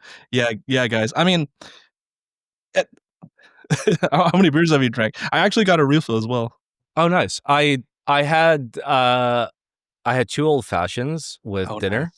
Nice. Yes. I had a White Claw. Hey, that's fine. No, it's not girly. It's not. It's a seltzer. It's a hard seltzer. Okay, first of all, I didn't say it was girly. I'll Okay, drink a okay. fucking Cosmo. Yes. If I want a Cosmo, I'll drink a fucking Cosmo. It's a cocktail. You're allowed to fucking drink it. Who gives a shit? Yeah. So, fuck all that jazz. But, Kate's dad's girlfriend, he's 74. God. They're partners. They're okay, partners. okay, It's okay. just he didn't want to get remarried. Yeah. Brought some edibles that were Yeah. they're quite chill. Yeah. They're quite chill. It's that. Fuck yeah. It's the summertime beer. Hell yeah. Brought to you by Goose Island. Goose Island. Shout out Goose Island. I remember I see their root beer in Costco, but yeah, like. Oh wait, no, Costco. We got a Costco. Sorry, let's do it. Oh god, let's do it. All right. So my parents. You tell me. You tell me like you're fucking like you go to Costco and you don't have these items at home. You gotta fucking pick them up at Costco. Go. Oh my god. Okay, so salmon skin, crispy salmon skin seasoned. They're like good little snacks. And okay, real quick, my parents love going to Costco, so we go to all these different Costcos. Like when we were on vacation, like we went to the West. We went to you're so fucking lucky. The one here sucks. Like it's still great. It's a Costco, but like as Costco's go, it's real small. Yeah. And the selection is real small. I wonder how far the business center is. There's a Costco business center in Minnesota. It's probably in the Twin Cities. It's probably a 90-minute it's a 90-minute drive. Well, but yeah, so we had some salmon skin. We had a we had these fucking shrimp crackers, like 60 shrimp crackers. They're like in these individually wrapped boxes.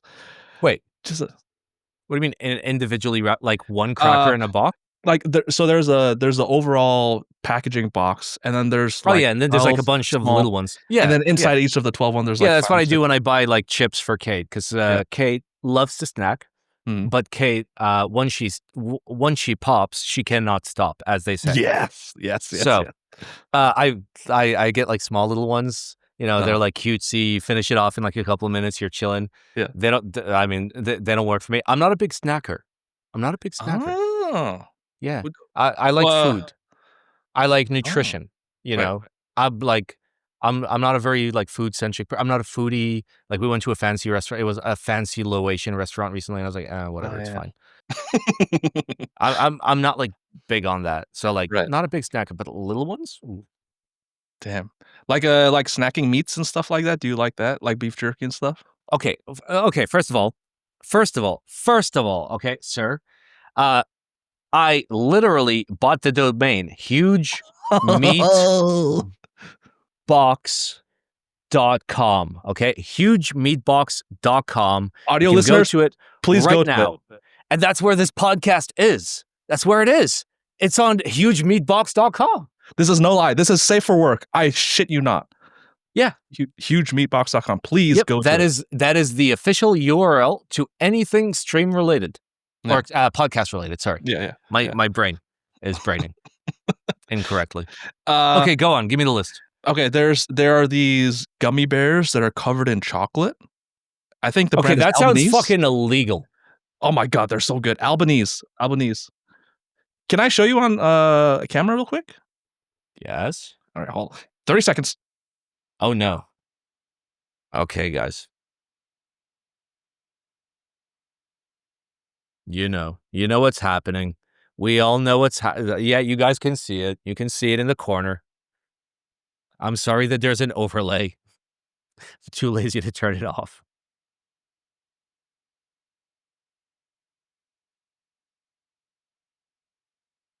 Was he gator got velcroed? Oh shit. Come on, camera. Fuck. Oh. Wait, what is it even catching? I don't know.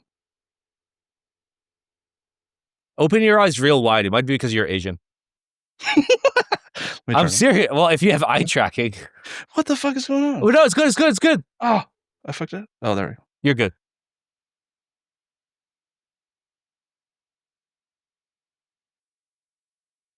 Milk chocolate covered gummy bears. And that's a 2 pound bag. That's nearly a kilo for those of you that use metric. First of all, which is the correct one. Yeah. I don't eat chocolate covered anything. Like maybe a chocolate. I don't covered like chocolate. strawberry. These are like crack, even though I've never had crack. Oh my god, so good, so good. Yeah, crack's pretty good. It is. You got Okay.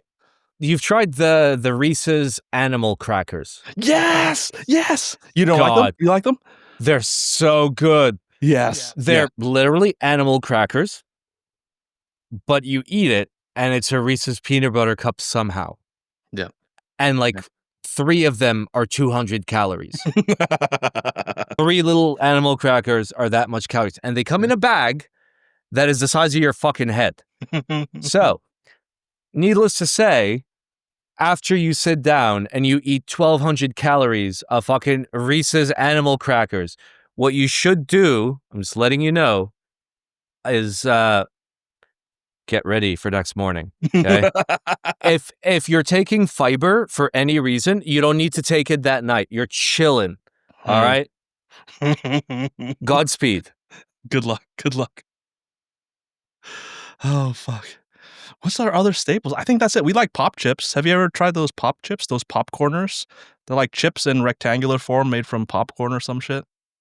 They're kind of good, but if you want something savory or like salty. I don't know. I'd rather get like a nice popcorn mix. They do a nice carrot mix with cheese and salted caramel. It's real nice. I get their peanut butter filled pretzels because of course. Yes. What else? I don't know. Like when I see something interesting, I go for it. Fuck Why it. not? They oh have my fucking god! I just remembered. What? Butter toffee covered cashews are so fucking good. I bought it for Kate. It's like a 2 pound bag of cashews because she loves cashews. I bought it for Kate. I brought it home. She ate a small handful and was like, "Oh my god, get these away from me! I cannot eat these. What is wrong with you? You cannot give me these." I proceeded to eat the whole fucking bag in 2 sittings. Just fucking... They're so unbelievably fucking good. Oh my god. Do you like toffee? That's it. Do you like toffee? If you like toffee, you like this. If you like cashews, you like this. If you don't know what toffee is, you like it. Trust me. You like it. It's not overly sweet because of the saltiness? No. It's not overly sweet. Like, I do not like candy. I do not like chocolate. I don't crave sweets ever. Yeah. Oh, not ever. Like once or twice maximum a year, I'll go for a little piece of chocolate. Like, I'll want it. But like other times, if like somebody like offers me chocolate, like I'll have a piece to be polite, like a small piece, but that's it. Like, I don't seek out chocolate. Chocolate doesn't do the thing for me that it does for other people. I guess you guys are lucky. So like, please eat all the fucking chocolate. Get as high as you want. Go wild. I don't give a shit. You do you. The little Sargento cheese thingies in the cooler section. Like they have a little meat pack like with cheese and meats. I obviously it's cheaper to like buy cheese and meat separately, but I love those too. But no, they do very well when it comes to like good snacks. Costco does good snacks. Like the things that I will always get at Costco is always get a hot dog to offset your membership cost. If you have 52 of them, you're chilling. I mean, not even. You only need to have like 20 of them because like they haven't raised the price of the hot dog when they should have.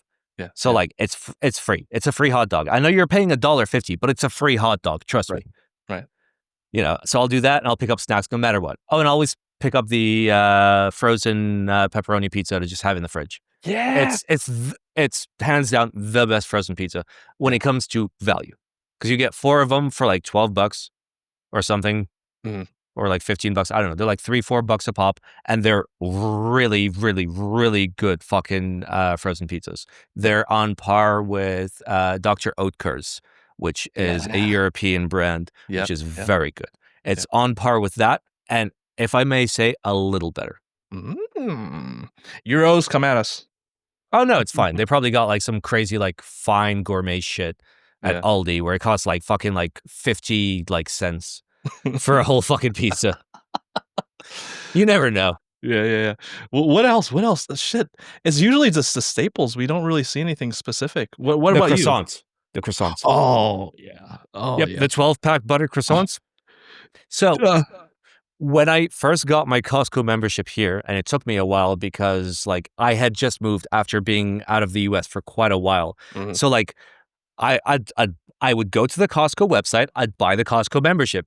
That'd say, "Thank you, here's your membership number." 5 minutes later, they'd be like, "Your order is canceled because we cannot like confirm who you are."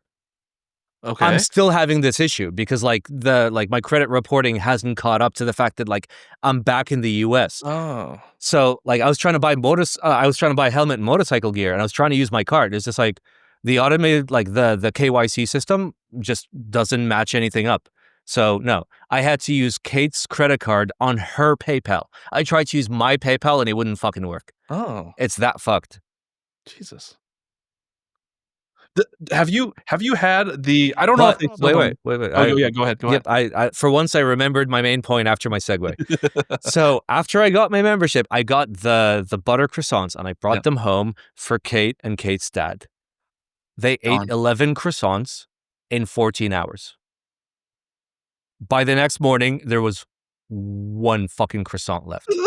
Because they didn't want to finish it off. Yeah. No, it was for me because I had one when we opened the box, and I had the last one. And if I remember correctly, I don't think I even had the last one. Hello, Kate. I can try. Oh. Or are we too loud? I'm too loud. My father-in-law's room is literally right there. Oh, I gotcha. Right there. Right there. The croissants. Have you had the ones that are filled with jam? Oh, I don't like those as much. Oh, okay. They're too sweet for me. I don't like overly sweet stuff in general. That's like true. even like coming back to the US after like being gone for quite a while, like I'm like retasting a lot of like, you know, like candies, like Sour Patch Kids, stuff like that. What was it? Shit, I don't remember. But like I think Sour Patch Kids were fine. But like 3 or 4 other candies that I tried tasted way sweeter than like I remember them being, to the point where like their sweetness made no like sense when it came to physics. It was sweeter than it could possibly be. Damn. And I'm not like already like I'm not super big on sweets. So like that kind of ruined it for me. I gotcha. All right. Well, so RuneScape. Yes, please. You do you first. Tell me about your RuneScape journey. When did you join? How addicted are you? How many accounts do you currently have? How many are banned? So many. So many of everything. Okay. So I started playing right when the yo-yo came out for Easter. So 2003. I missed the Christmas party hats. I missed all that shit. Yeah, I got the bunny ears and the scythe on my Oh my original character. On one of my original characters that I still have. Yes. It's in RS3, but it's the original Hey, character. I remember also trying RuneScape Classic before they ended that. Like I logged in to get the I played Classic. Oh, you did? Like fully played? We'll get to me. You do. Okay. I only played it to get the RS Classic cape in RuneScape. But I remember that cape. 2003. I love playing. We met a lot of friends. I slowly real quick before I get further. I was only free to play until I became an adult. Yep. Oh, I committed such crimes as a child to get membership. Oh my god. Those SMS memberships where you could pay with a phone that wasn't yours. Yeah. Oh, that was the dream, baby. Did you put random people's phone numbers in there? Well, no. Or how did Somebody you? needs to make like a collect call on Oh an no. actual phone and like dial through everything. Yeah. $5 a month. You And remember and that shit? and there were like other ways of getting membership. I had my ways. Bro, I remember doing Walmart dial-up connect and like getting on and playing fucking I started PKing. I love to PK. The first thing I ever PK'd was an Addy Skimmy. I don't even remember my first PK. Oh But my back then, we had no fucking idea. We had no. nobody had any idea. Even the best players in the game had no fucking idea what they were doing. It Yeah. was the golden era of RuneScape. For people that don't know, RuneScape is like WoW, but better for some people. And WoW is better for other people. WoW is like, you got to use like the action bar and shit. RuneScape is you click on the monster and you attack the monster automatically. And like you eat if like your health points are low. And eventually RuneScape turned into RuneScape 3. And that's when they tried to do the WoW mechanics and they immediately lost 90% of their player base because they're big fucking idiots. But then they came back and relaunched old school RuneScape as it was in 2007. And that is the blessed game that we all play today. Oh god. For broke boys or for people that didn't want to pay a membership, like me, RuneScape was a better alternative than World of Warcraft. I know it wasn't fucking expensive. You know what I mean? Like for RuneScape it was $5 a month for membership. Yeah, but it wasn't you couldn't take $5, put it in an envelope as a kit and buy membership. You needed like a card or something. And there was no way to get that, you know? You know? But fuck, dude, I had so much fun in My free-to-play. my very first business was server Oh, I know. hosting. Oh my And it god. was to pay for RuneScape membership through PayPal. What a genius. Holy I was fuck. 11. Fuck, dude. Oh, okay. Before I ask you, so this is gonna be stupid, but my favorite skill was mining. It sounds super fucking mundane, but I loved mining. And then I tried to figure out how to get a mining bot implemented. Oh yeah. Didn't fucking know how to do it. Yeah, I loved being parts of clans, like free to play. My RuneScape name, I still have it now. It's Frog and then space Wiz, W-I-Z, because I wanted to be a frog wizard. And I also wanted to be a wizard. My first RuneScape name was Black Simon. That was the first time I ever used the name Black Simon because I thought it was a cool wizard name. That account is very, very banned. The most banned. It couldn't possibly be more banned. Like you can't even get the name. It's so banned. Yeah. So, Oh god. yeah, I did a lot of botting. At one point, I had many bots running, and all of those accounts eventually got banned. And all of that was literally just to make like money to like buy more memberships so I could play RuneScape for fun. This guy, what a legend. Because server hosting means like people call you and have problems. Running bots on your server fixes the problem because you use the bots to make the money makes the membership makes the bots, and you have extra membership to put on your account. So it's fucking back in like 2007, 2008. Oh god. Oh boy. I don't know how I managed to like keep one of my accounts. There was one account that I just never really fucked with. Yeah, I was just like, you know, it's fine. That was the account that I eventually maxed with. It's got bunny ears. It's got a scythe. I mean, it's no longer maxed because RS3 keeps making new fucking skills, but it's the one that I originally maxed. And I remaxed when Divination came out. And then there was the, this was RS3. And I still played because there was no old school RuneScape and I was addicted because RuneScape is better than crack. Sometimes. Crack is better than RuneScape the other times. Crack and RuneScape, fucking top tier. This is medical advice. But there was like a seasonal event where you could like compete to like do the most of X. And that X, there were like X's for like each skill, PVM shit, and one of them was for divination. And it was for like collecting the orbs that come out, some dumb shit that like you click on, right? And I played 22 hours a day for 6 days nonstop. It was a week-long event. Oh my god. I didn't get first place because whoever got first and second place were using alternate accounts and helpers that, in my opinion, ruined the spirit of the fucking competition. I was number one in my head, but the number one person got a special title in a special color, and then the next 5 got that title in a standard color, and that title was the Chronicler. And I am the Chronicler. Oh. Shit, dude. Bring it back real quick, and then I'll pass it on to you for RuneScape. But back then, it was so fucking fun. Like Simon was saying, it wasn't optimized. We didn't know what the fuck we were doing. We just logged in after school, played with friends. We did the most randomest shit. If you get your fucking Mountain Dew, you make sure that the lights are off so your mom doesn't fucking come check on you. You fucking play RuneScape until 3 a.m. And then when you get to fucking school the next day, in your notebook, you have your current stats drawn out and your plans and how you're going to plan to, like, how are you going to fucking do that shit? And you talk to your friends about RuneScape, the ones that play RuneScape, you know, that, you know, you don't talk about it in front of everybody else because everybody thinks it's for fucking nerds, you know? But you're the cool kid, so you gotta, I mean, I wasn't the cool kid, but whatever. Shit, dude. Yeah, and then like you said, eventually they took away free trade. What happened first? Did they take away free trade, or they took away the wilderness, like PKing?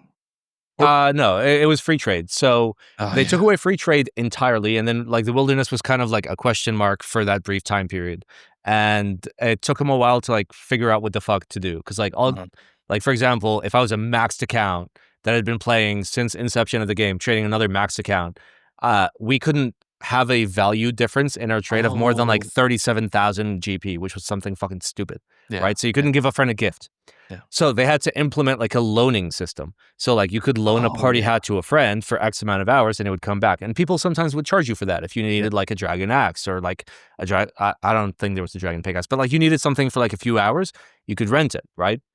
And then they were like, well, we got to figure out PKing, right? So they figured out a system in which like if you theoretically risked above a certain amount, which they never said, it was 76,000 gold pieces, and were outside in a PvP area for more than a specific amount of time that they don't say, it was 45 minutes, and you've been in that situation the whole time. If you were to kill another player that was also risking whatever the number was, 76,000 GP, and you killed them, then you would roll a pool of loot that included incredibly high value loot sometimes. So what you would do is you would have 4, 5, 10, 12, 15, 35 accounts because you have them all from the fucking bots. You throw them all on the Falador wall, fucking splashing each other for 45 minutes, and then you kill each other and you profit.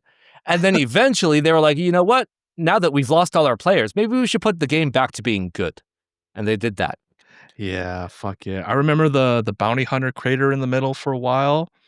Oh yeah, that was after they tried to fix the thing that I was talking about. That was the next step. And that was better. Kind of. It was better for PKers that like actually knew how to PK. Like it was great. But it was shitty because like the whole point of like the wilderness in RuneScape is like you put nice shit in the wilderness so people that are not good at PKing try to go there and the PKers can kill them so they have a benefit. There is a risk to benefit relationship. That's the whole point of the wilderness. But then they just made it, here's a place where you guys can PK. Okay, but where's the free loot? Yeah. There's no free loot. God. Where am I going to get my fucking spades? It was so fun. I remember a stream you did recently where you found a video of you and your old clan. You were like playing with toy horses from Django or whatever, and you were releasing That was like what, them? 2006, 2007? It was just fucking fun. Clan Nova. We had we had no idea. Like we'd spend we would train our stats in the most inefficient ways. We'd fish sharks to train like fishing at the fishing guild and hang out with people and fucking bank stand and like nobody knew fucking anything. It was great. We just hop on and be like, hey, you guys want to like run around and like fuck with people? Yep. Okay. Let's do that. Clan event, baby. Hey, let's go kill the King Black Dragon. All 37 of us. Nowadays, you can get like fucking like 40, 50 kills in one trip solo. God damn. It's the same dragon. They haven't changed it. I remember when you would get the fucking D-Med drop, it was 2.4 million GP. And this was when a red party hat was 1.1 million GP. You could get 2 red party hats from your fucking D-Med. Oh my. I remember trading my red party hat for a Zamorak plate body. I want to fucking hang myself. every day of my life. For those of you that don't know, that's a bad deal. Maybe it The was Red good back Party then. hat is currently worth about like 20 to 25,000 US dollars. Yep. In the same game today. But goddamn, those god armors are fantastic. What were your favorite ones? Because mine was Guthix. 'Cause I like green. Sarah.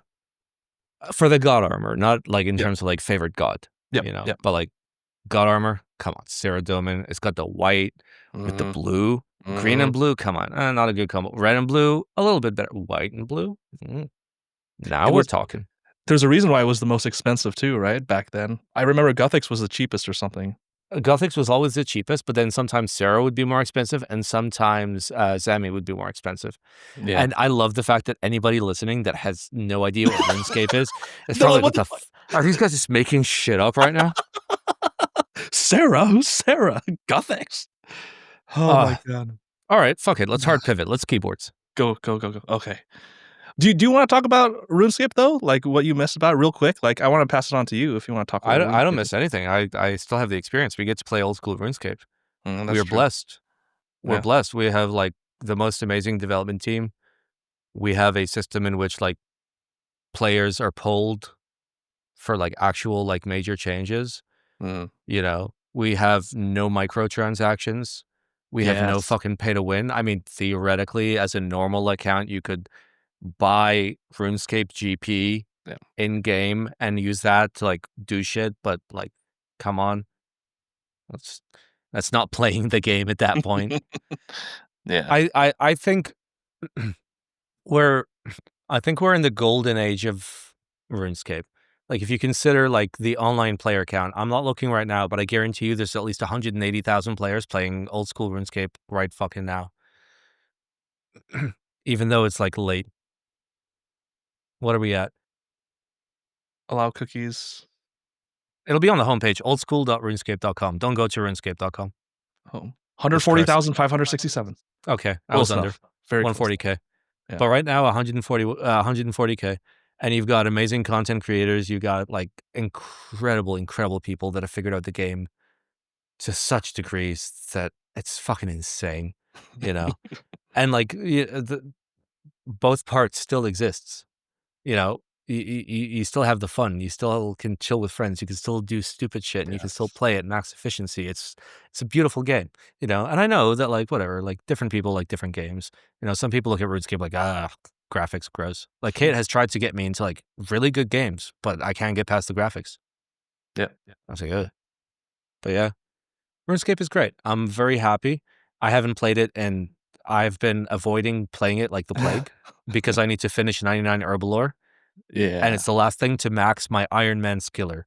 And it's like, we're talking like a 6,000 hour process.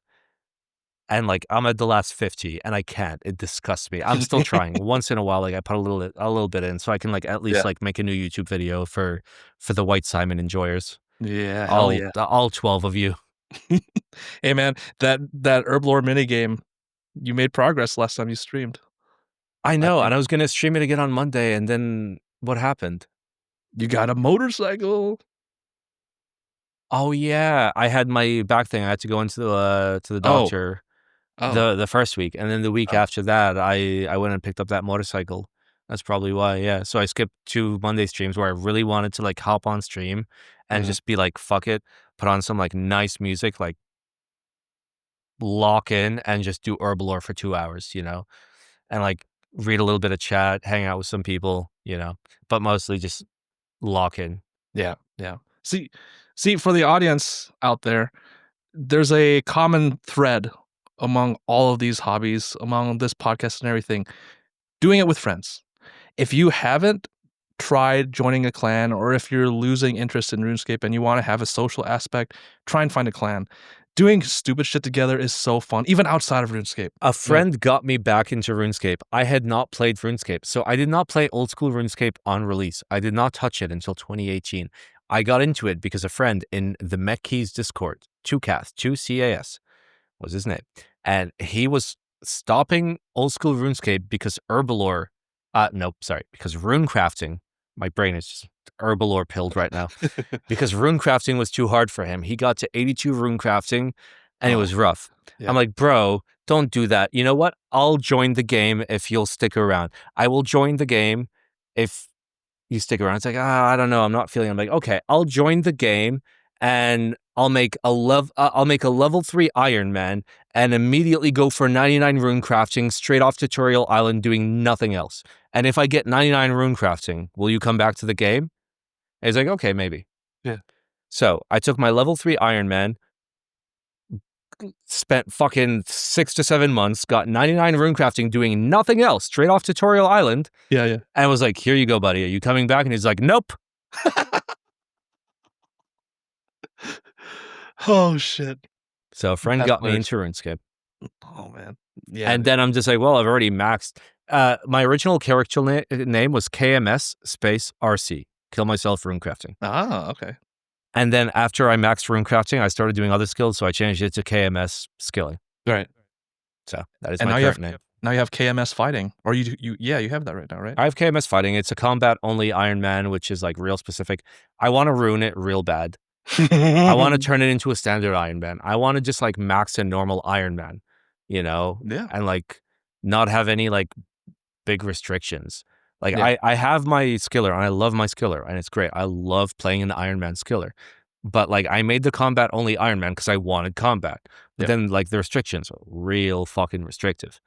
And the issue is they're real restrictive in the mid game. Once you get to the late game, once you've unlocked like the big shit, you're chilling. And I'm there. I'm 96 Slayer. I'm literally like maxed combat. I'm chilling. And I have no other stats. I have nothing. So like you're very, very limited in like the things that you have access to. Yeah. You know, Amulet of Glory. Nope. You don't have Hunter. You don't have crafting. Yeah. So I have an Amulet of Glory T from Hard Clues. Oh my god. Black Dragon Hide. You can't craft the armor. Yeah. Clues. Dragon Simi. Nope. That requires quests that require crafting and agility and fucking other bullshit skill. Nope. Fuck all that jazz. Yeah. Fuck you. You use a leaf bladed axe. Hell yeah. Slayer. Yep. Leaf bladed axe is your best in slot weapon until you get an abyssal whip from an abyssal demon. And then that's only beaten after you get a scythe from the Theater of Blood raid, which as a combat only Iron Man, that has no way to get potions because you can't make them. And, you know, everything drops herbs, but you can't put the herbs in the potions because that's skilling. So the only potions you get are as drops from bosses that requires lots of potions to do. So you got to figure out ways to do like very minimal, like what is it? Like gear inventory, very limited inventory bosses. We do 0 prayer bosses, 0 food bosses, because also you can't fish for food. You can't cook your food because those are skills. And agility is a skill. So you want to fucking run somewhere real quick? Nope. You have no run energy, buddy. You want to carry stuff? Nope. No run energy. You're fucking walking everywhere. Yep. Shit. One last OSR's question, and then we can do Keebs, and then whatever. What do you think about skillers or people that aren't PKers complaining about the wilderness, about having to go there, about maybe they're wanting to be like a toggle to not be attacked by players? Is that too much? Is that losing what the wild is, like high risk, high reward? Yes. The whole point is risk. The whole point is risk versus reward. So think about this. What if there was a clue step? You're doing a clue scroll, and it's a clue step, and it's like, I want you to go into the Theater of Blood, one of the most difficult raids in the game, and be on the last boss, Versig, and pull your dick out and fucking spin it while the tornadoes are out. That's the clue step. A lot of people would just be like, no, fuck that. Especially if they're a hardcore Iron Man, or if, you know, they don't want to die and lose their shit, they'll be like, no, I'm just going to skip that. You know, I'm just going to skip that clue step. Same thing. Skip the fucking clue step. You don't want to go there? Don't go there. It's a risky place where there is risk.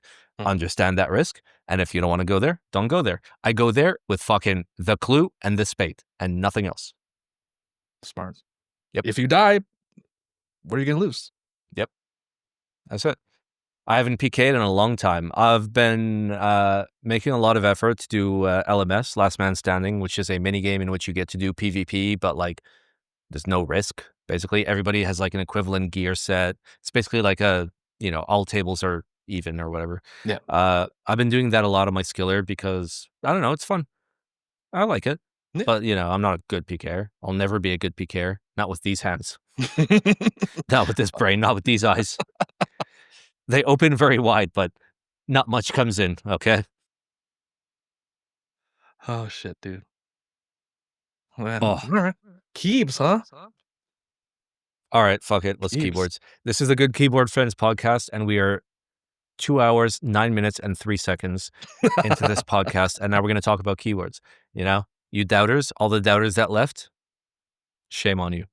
There were keyboards all along. Yeah. So, Kate is taking some of my keyboards to her office space tomorrow to Yeah. show the people. Yeah. Because, Kate and me met through keyboards. Yep. For those of you listening that don't know, I met my wife through the keyboard hobby, which is an amazing fucking thing, right? And she wants them to see some boards, and I asked her, I'm like, hey, what do you want to take? She's like, well, I want to take one logical one, functional one, and one Okay. balls to the wall one. I'm like, Yeah. okay. And I was like, what do you mean by functional? She's like, oh, something with a numpad. I'm like, oh, you can take the seal. The seal is nice. And for something wild, maybe like the RU65 with the gradient anode. Yeah. And then eventually she's like, no, what about the one with the Pantheon, the Elysium? I was like, oh yeah. Yeah. Fuck yeah, you take that. You know what?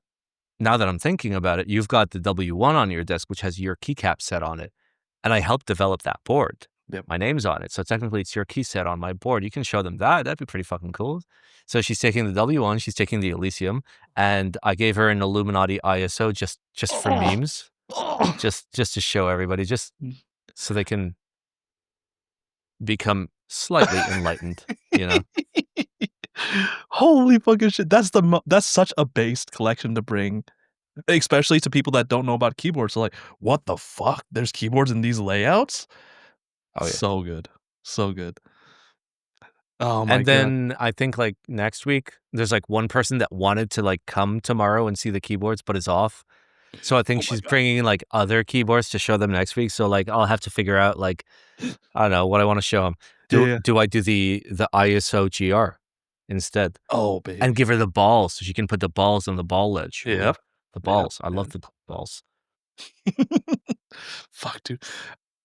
I wonder if you can. Is the boat too fragile from Jack? The boaty? I guess maybe the they've boaty's seen not 3D printers. truly assembled because Okay. As a meme, when Kate was doing the build, I flipped a capacitor.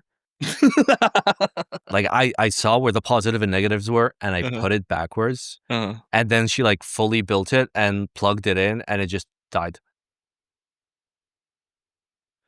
Oh, I mean, it's fine. Jack is 2-hour drive. I can just fucking drive to his house. I'll be like, hey, I'm going to go on a quick ride. Be back tomorrow. Go to Jack's place. Get a boat. Come back. Fuck, dude. What? I mean, wow. Sorry. One last thing. Yep. I mean, this is. I think the podcast is going to become the BTS for the Simon stream for a lot of shit. Yeah. Because a lot of stuff I don't want to talk about on stream. I want to keep it to the point. I don't like milking my streams. I do a group buy review. We go through the group buy reviews. We end. We do a keyboard build. I build the keyboard. Yep. We end. That's it. I'll do a typing test. That's it. I don't milk it. I don't like it. My whole concept of why I always streamed was, hey, I'm gonna do something that maybe somebody would watch. Let me do that thing, stream it. When I'm done with the thing, I'm done with the thing. Right. But people are interested in me. I have friends. I have acquaintances. I'm so sorry. For the record, I am drinking many beers. I'm on my third one right now. Okay, my third one since starting. So cut me a break. But oh man. No, I did the thing. Keyboard hobby, acquaintances. I'm gone too because I'm a little drunk too. Yeah, exactly. I mean, I've got many people like that are interested in what's going on in my life, and normally I'll post more private stuff in Patreon chat. Not because people pay to have access to secret chat. I'll also post in general chat, sub chat announcements if there's something big. But yeah, a lot of people are interested. So this is becoming the BTS, and I forgot what the BTS announcement was. Oh no, I remember. I mean, I've been keeping it on the down low. Like after moving to the US, I've been keeping it on the down low that like I'm working through immigration stuff, and that was the plan because like we organized the move long in advance. Uh, Emigrating to the US is hard if you're not a US citizen, which I Mhm. was not. I just fucking outed myself by saying was. But like I had lived in the US up until a certain age before leaving for Dubai, and I'd Right. lived here without ever claiming citizenship, right? So I never had citizenship. I was on green card, because I wasn't born in the US. I was born in Narnia. Mhm. Mhm. So when we came back, I had to like go through the process, which right now with the fucking government in charge, oh boy, Oh. of hey, I haven't been here for over a decade. Can I have a shiny blue passport, please? And it's just like, oh, we're gonna need this document. We're gonna need that. We're gonna need a DNA test. I'm like, when they DNA asked, test? oh yeah, at one point, it was the third.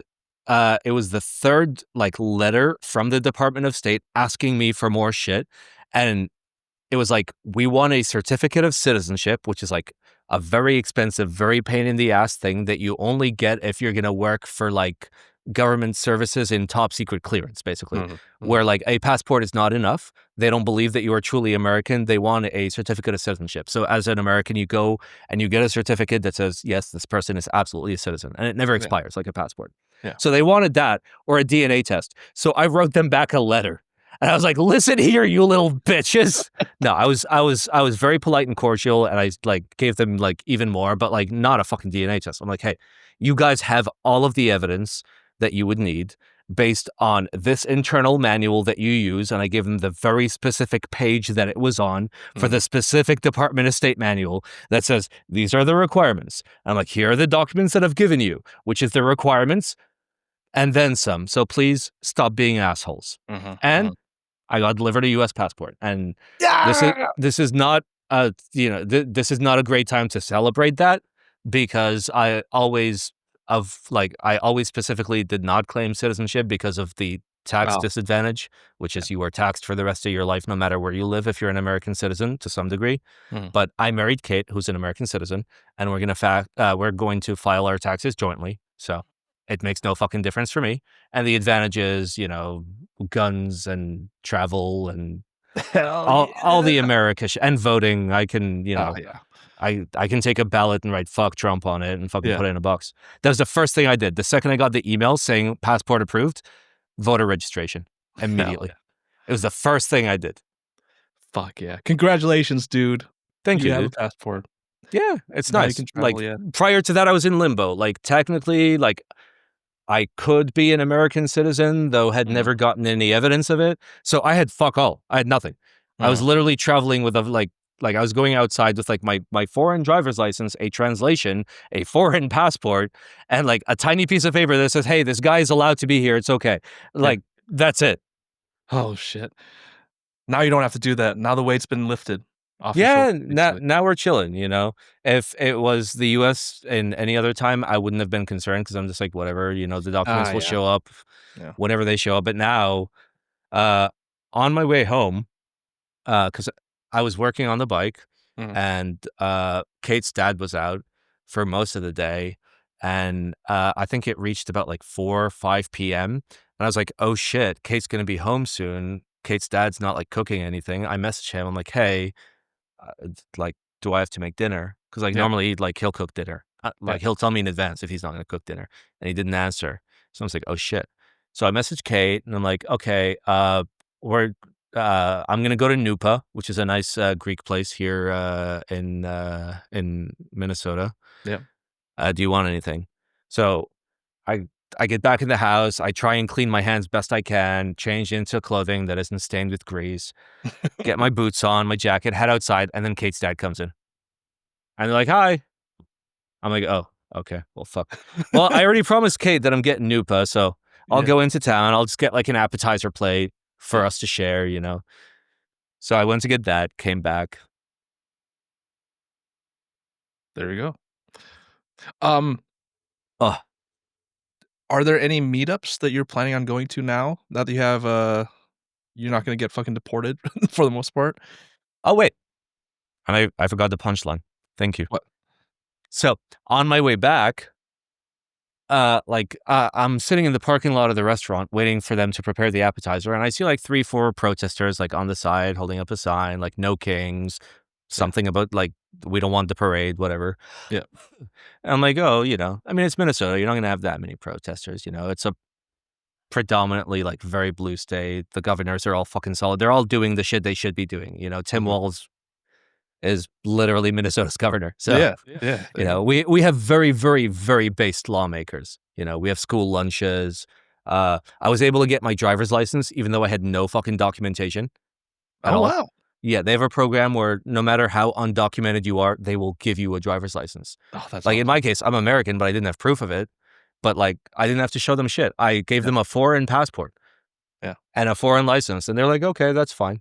And they don't share that information with anyone. It's a very, very based environment, and generally, like, it's not a place where like you're gonna have to go outside and protest, right? Right.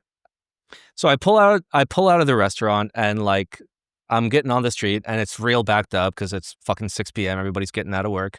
Yeah. I look to the right. There's hundreds more people, all the way fucking down, Yeah. all the way fucking down, which like shocked me. Holy shit!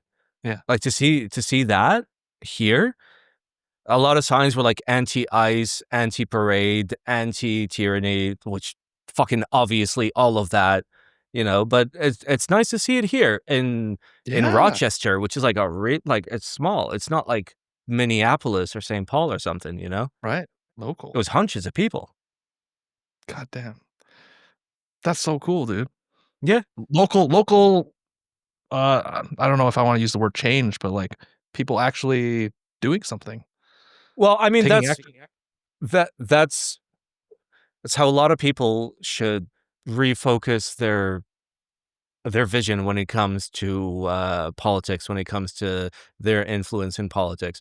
You have a lot of power when it comes. Obviously, I'm talking about the United States, and when I said like the very first thing I did was register to vote and get a voter registration card was for a good reason. And that's not to vote for a president because realistically, one vote across 160 million people is not realistically going to make a difference. Yes, I know electoral college. Yes, I know electoral college is all fucking rigged. Yes, I know it's all based on racism. Yes, just stop right there. Okay. Just stop typing. Okay.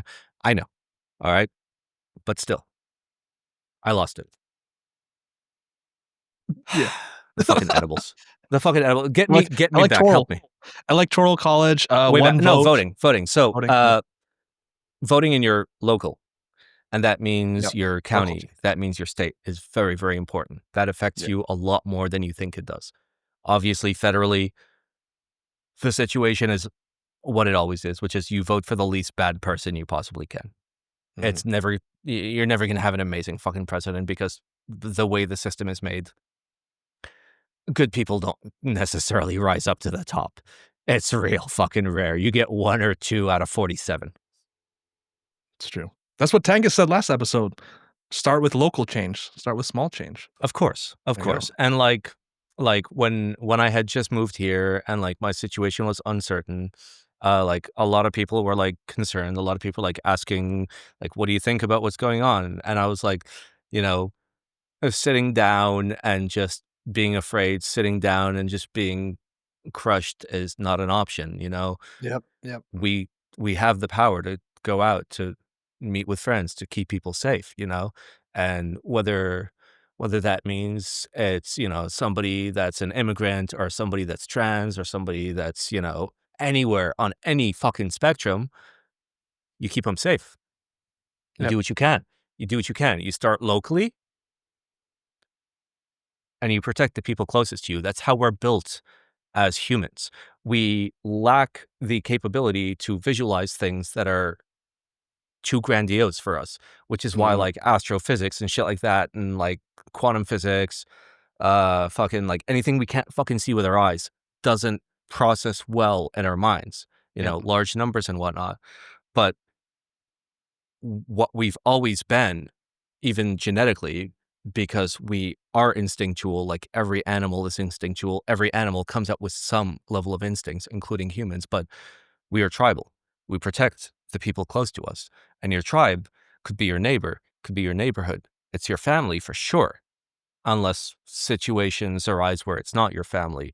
But it's your friends. It's the people that you keep close. And, you got to tap into that tribal fucking drive and keep those around you safe, content, calm, happy, and safe again. That's Yeah. what you got to do. You can't be there like, oh no. Do what you can. Help people out. Agreed. Fuck. Protect your tribe. Shit, dude. That segues into. I love how this was supposed to be keyboards, by the way. Fuck, dude. No, I think it's a perfect segue into the good keyboard friend of the week. I wasn't going to bring it up because I received this nomination. Like, I wanted to keep this nomination for Saturday because I wasn't sure if we were going to meet today. But I think it makes sense to share it here because it's about you. Let me pull up Google no. Drive. Guys, don't believe any of the words they're about to say. It's all lies. It's all slander and libel and the other thing. It's, fuck, I don't know. Slibel. Treasonous something. Treasonable. Exactly. Treasonable. All right, here we go.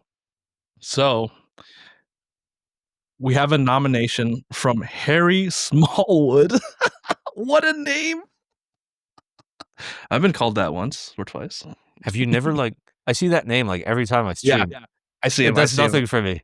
It does nothing for me. It's like a joke you've heard for the 700th. Wait, how many?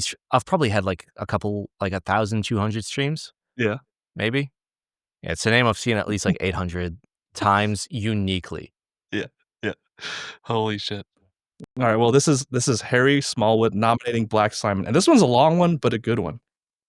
So here we go. We joked on stream on Wednesday about reaching out and doing a mental health check on our homies, and I messaged Simon. But I actually did want to nominate him for Good Keyboard Friend of the Decade. Holy shit. What is a good keyboard friend? In my eyes, it's a good friend that you've made through the keyboard hobby, or someone that you may not consider a friend since you might not have an extremely personal connection to that said person, but someone who has done good things for the community. Those are my two categories. I do not think Simon and I really talk enough, besides me trolling during stream, for me to count him as an actual friend. And I won't pretend that we have a super deep giggle relationship, but I will say that he falls into that second category. Someone who has done good things for the community. I am sure thousands, if not tens of thousands of people will say the same or have similar stories or experiences to share when it comes to Simon. To make this easier to read, I want to categorize his good deeds into 3 categories. The first is education. It doesn't matter if your opinions or what you like are the complete opposite of Simon's. You love using foam, you love screwless designs, you love weebs. I think he will be the first to tell you that while he may not agree with your opinions, he respects your opinions. Figuring out what you enjoy and not giving a fuck about what anyone else thinks, even Simon, is absolutely fine. Simon always states that he wants people to be educated, to seek out answers, and to figure shit out versus blindly following someone else's opinions, even his own. So what does he do? Educational YouTube videos that you can watch if you can't stand his streams for some reason. Thorough reviews, guides on how to solder or lube. You learn a lot from Simon videos.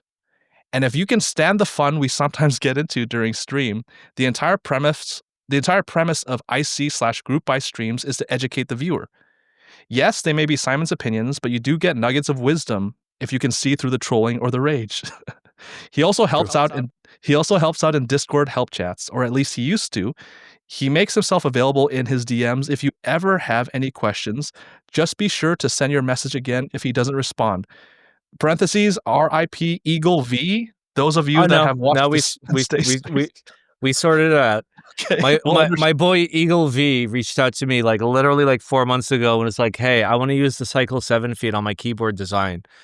Can you help me? And I must have read it and then been oh shit, I'll check it tomorrow so I can message Lolo, and just completely lost it. But I remembered on stream, and I messaged Lolo. Yeah. And he has not responded. But I'm on it. I'm on it, okay? If you send me DMs that are like an actual DM looking for actual help, I will try to actually help you.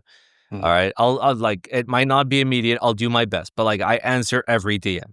I try to answer every DM. I never leave any DM unread. Not once. He's fucking human, guys. Yeah. He does the best he can. He makes himself available and will not hesitate to assist if you genuinely need help. There you go. For that, he's a good lad. The second good deed category would be just being a fucking solid dude and a friend.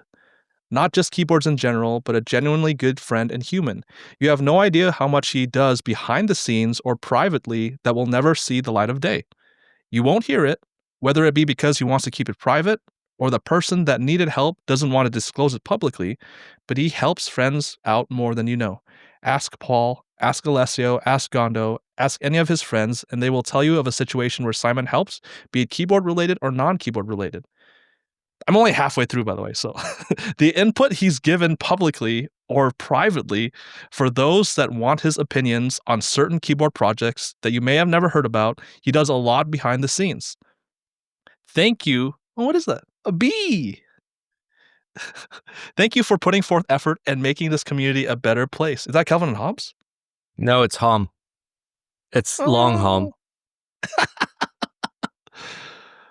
Fuck. A lot of putting forth effort and making this community a better place. And we can't forget that he's the one who started the whole Thoughttober initiative. Year after year, with thousands upon thousands of donations, thousands upon thousands of dollars of donations being donated in order for those that were deserving to receive awesome items. Sometimes you never know how much of an impact you make by doing what you believe is the smallest things or the littlest things. I won't state their name publicly, but a good friend of mine who is also into keyboards told me that Simon's streaming and his personality literally saved his life. My friend was extremely depressed, had a small social circle, and really was going down a bad path.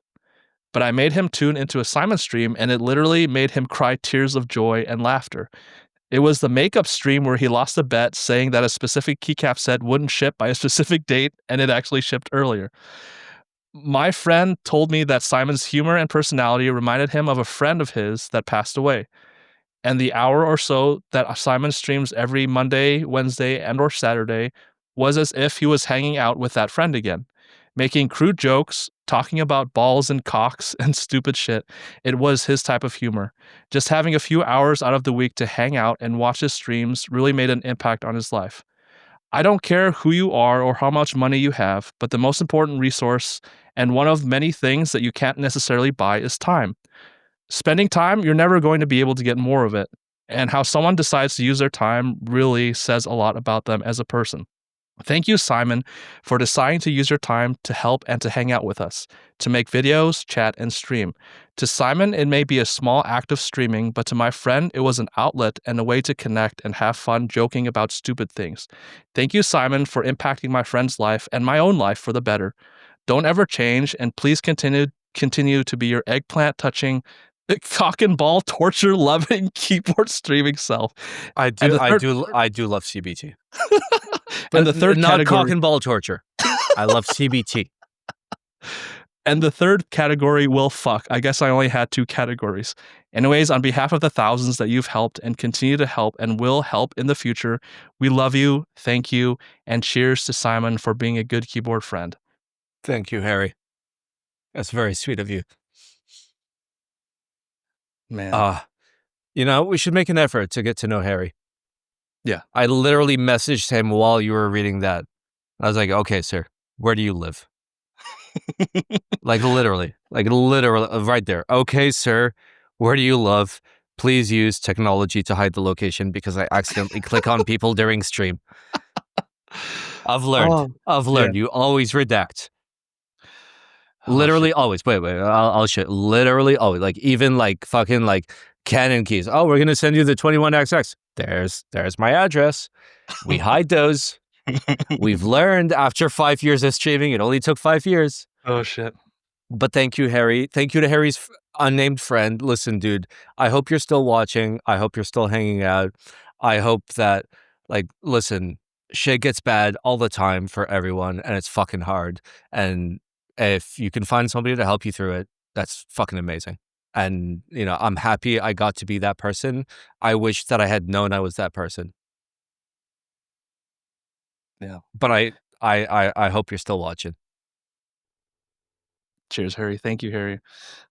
Yeah, man. I don't wanna get too off track because I wanna let that be a great memory. Um, one of the reasons why we have this podcast, like Simon said earlier, maybe 2.5 hours ago, it's just a fucking hangout, dude. We had a fucking long ass day. I had a fucking Oh yeah. long day at work.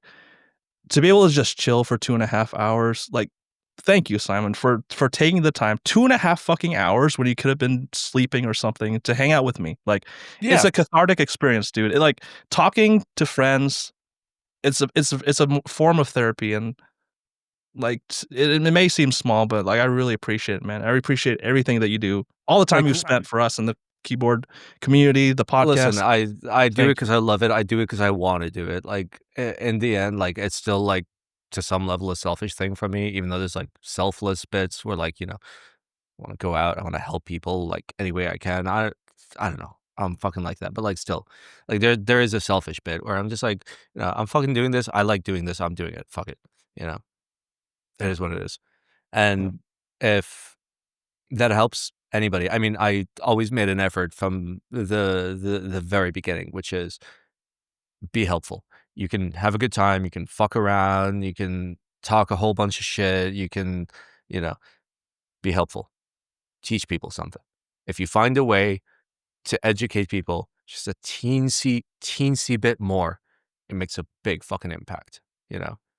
And that was my goal, not to make a big impact. I don't care about impact. I don't care about recognition. I don't give a shit. Like you saw, it makes me very emotional. I don't fucking like that, you know?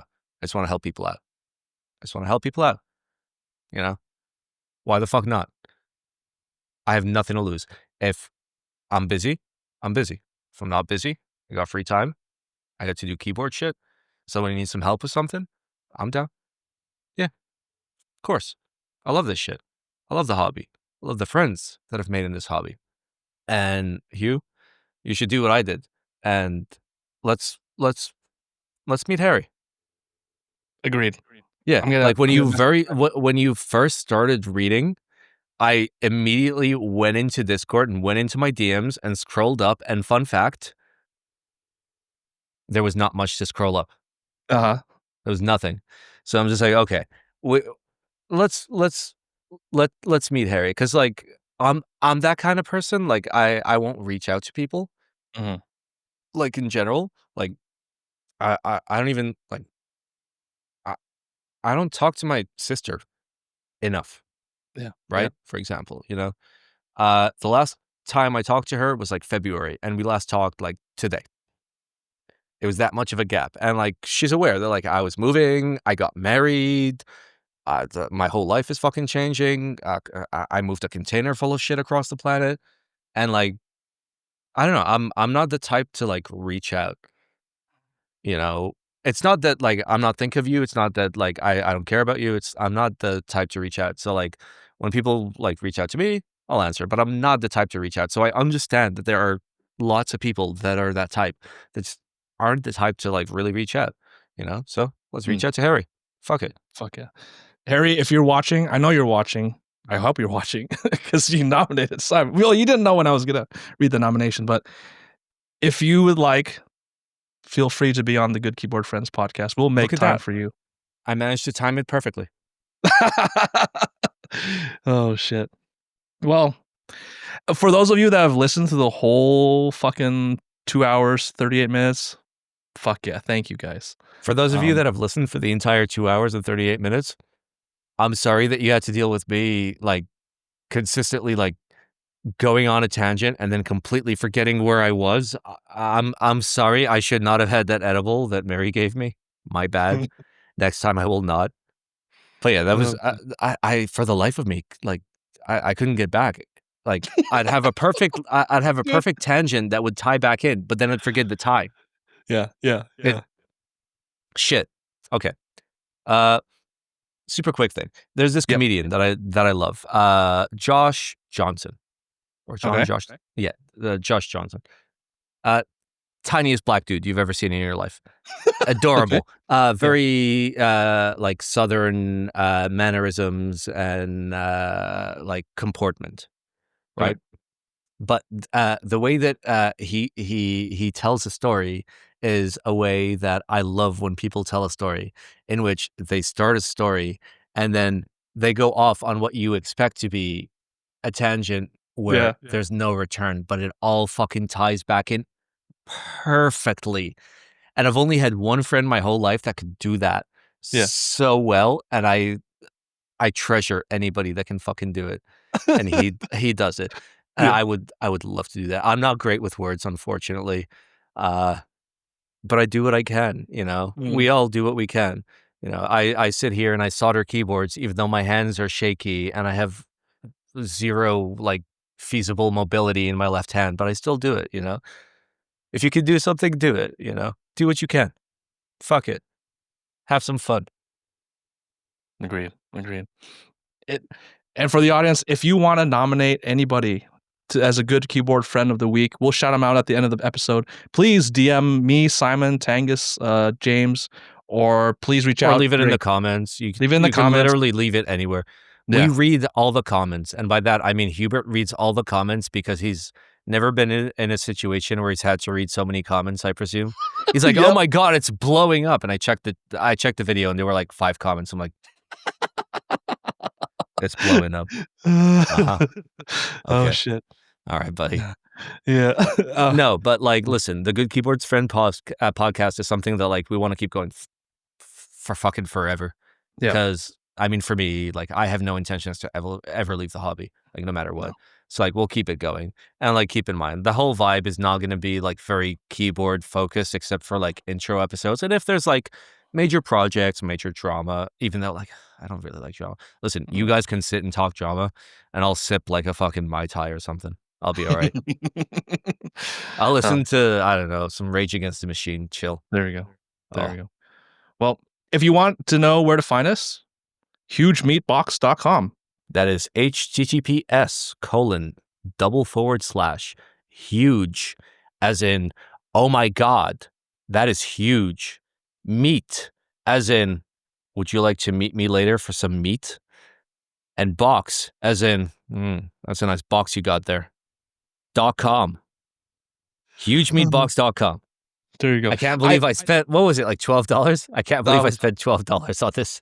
Thank you. And again, it is safe for work, legitimately, guys. It's just our link tree, but it's hugemeatbox.com. So, for all of us here at the Good Keyboard Friends podcast, on behalf of Simon, on behalf of myself, thank you on behalf for listening. Of the boys that are here in spirit. Let's not forget James and Tangus. And James. Pour one out for the boys. Oh, shit. Yeah. Well, it's been poured. Yeah, it counts. But yeah, thanks everybody. We'll catch you soon. We love you all, and keep on being a good keyboard friend. Goodbye.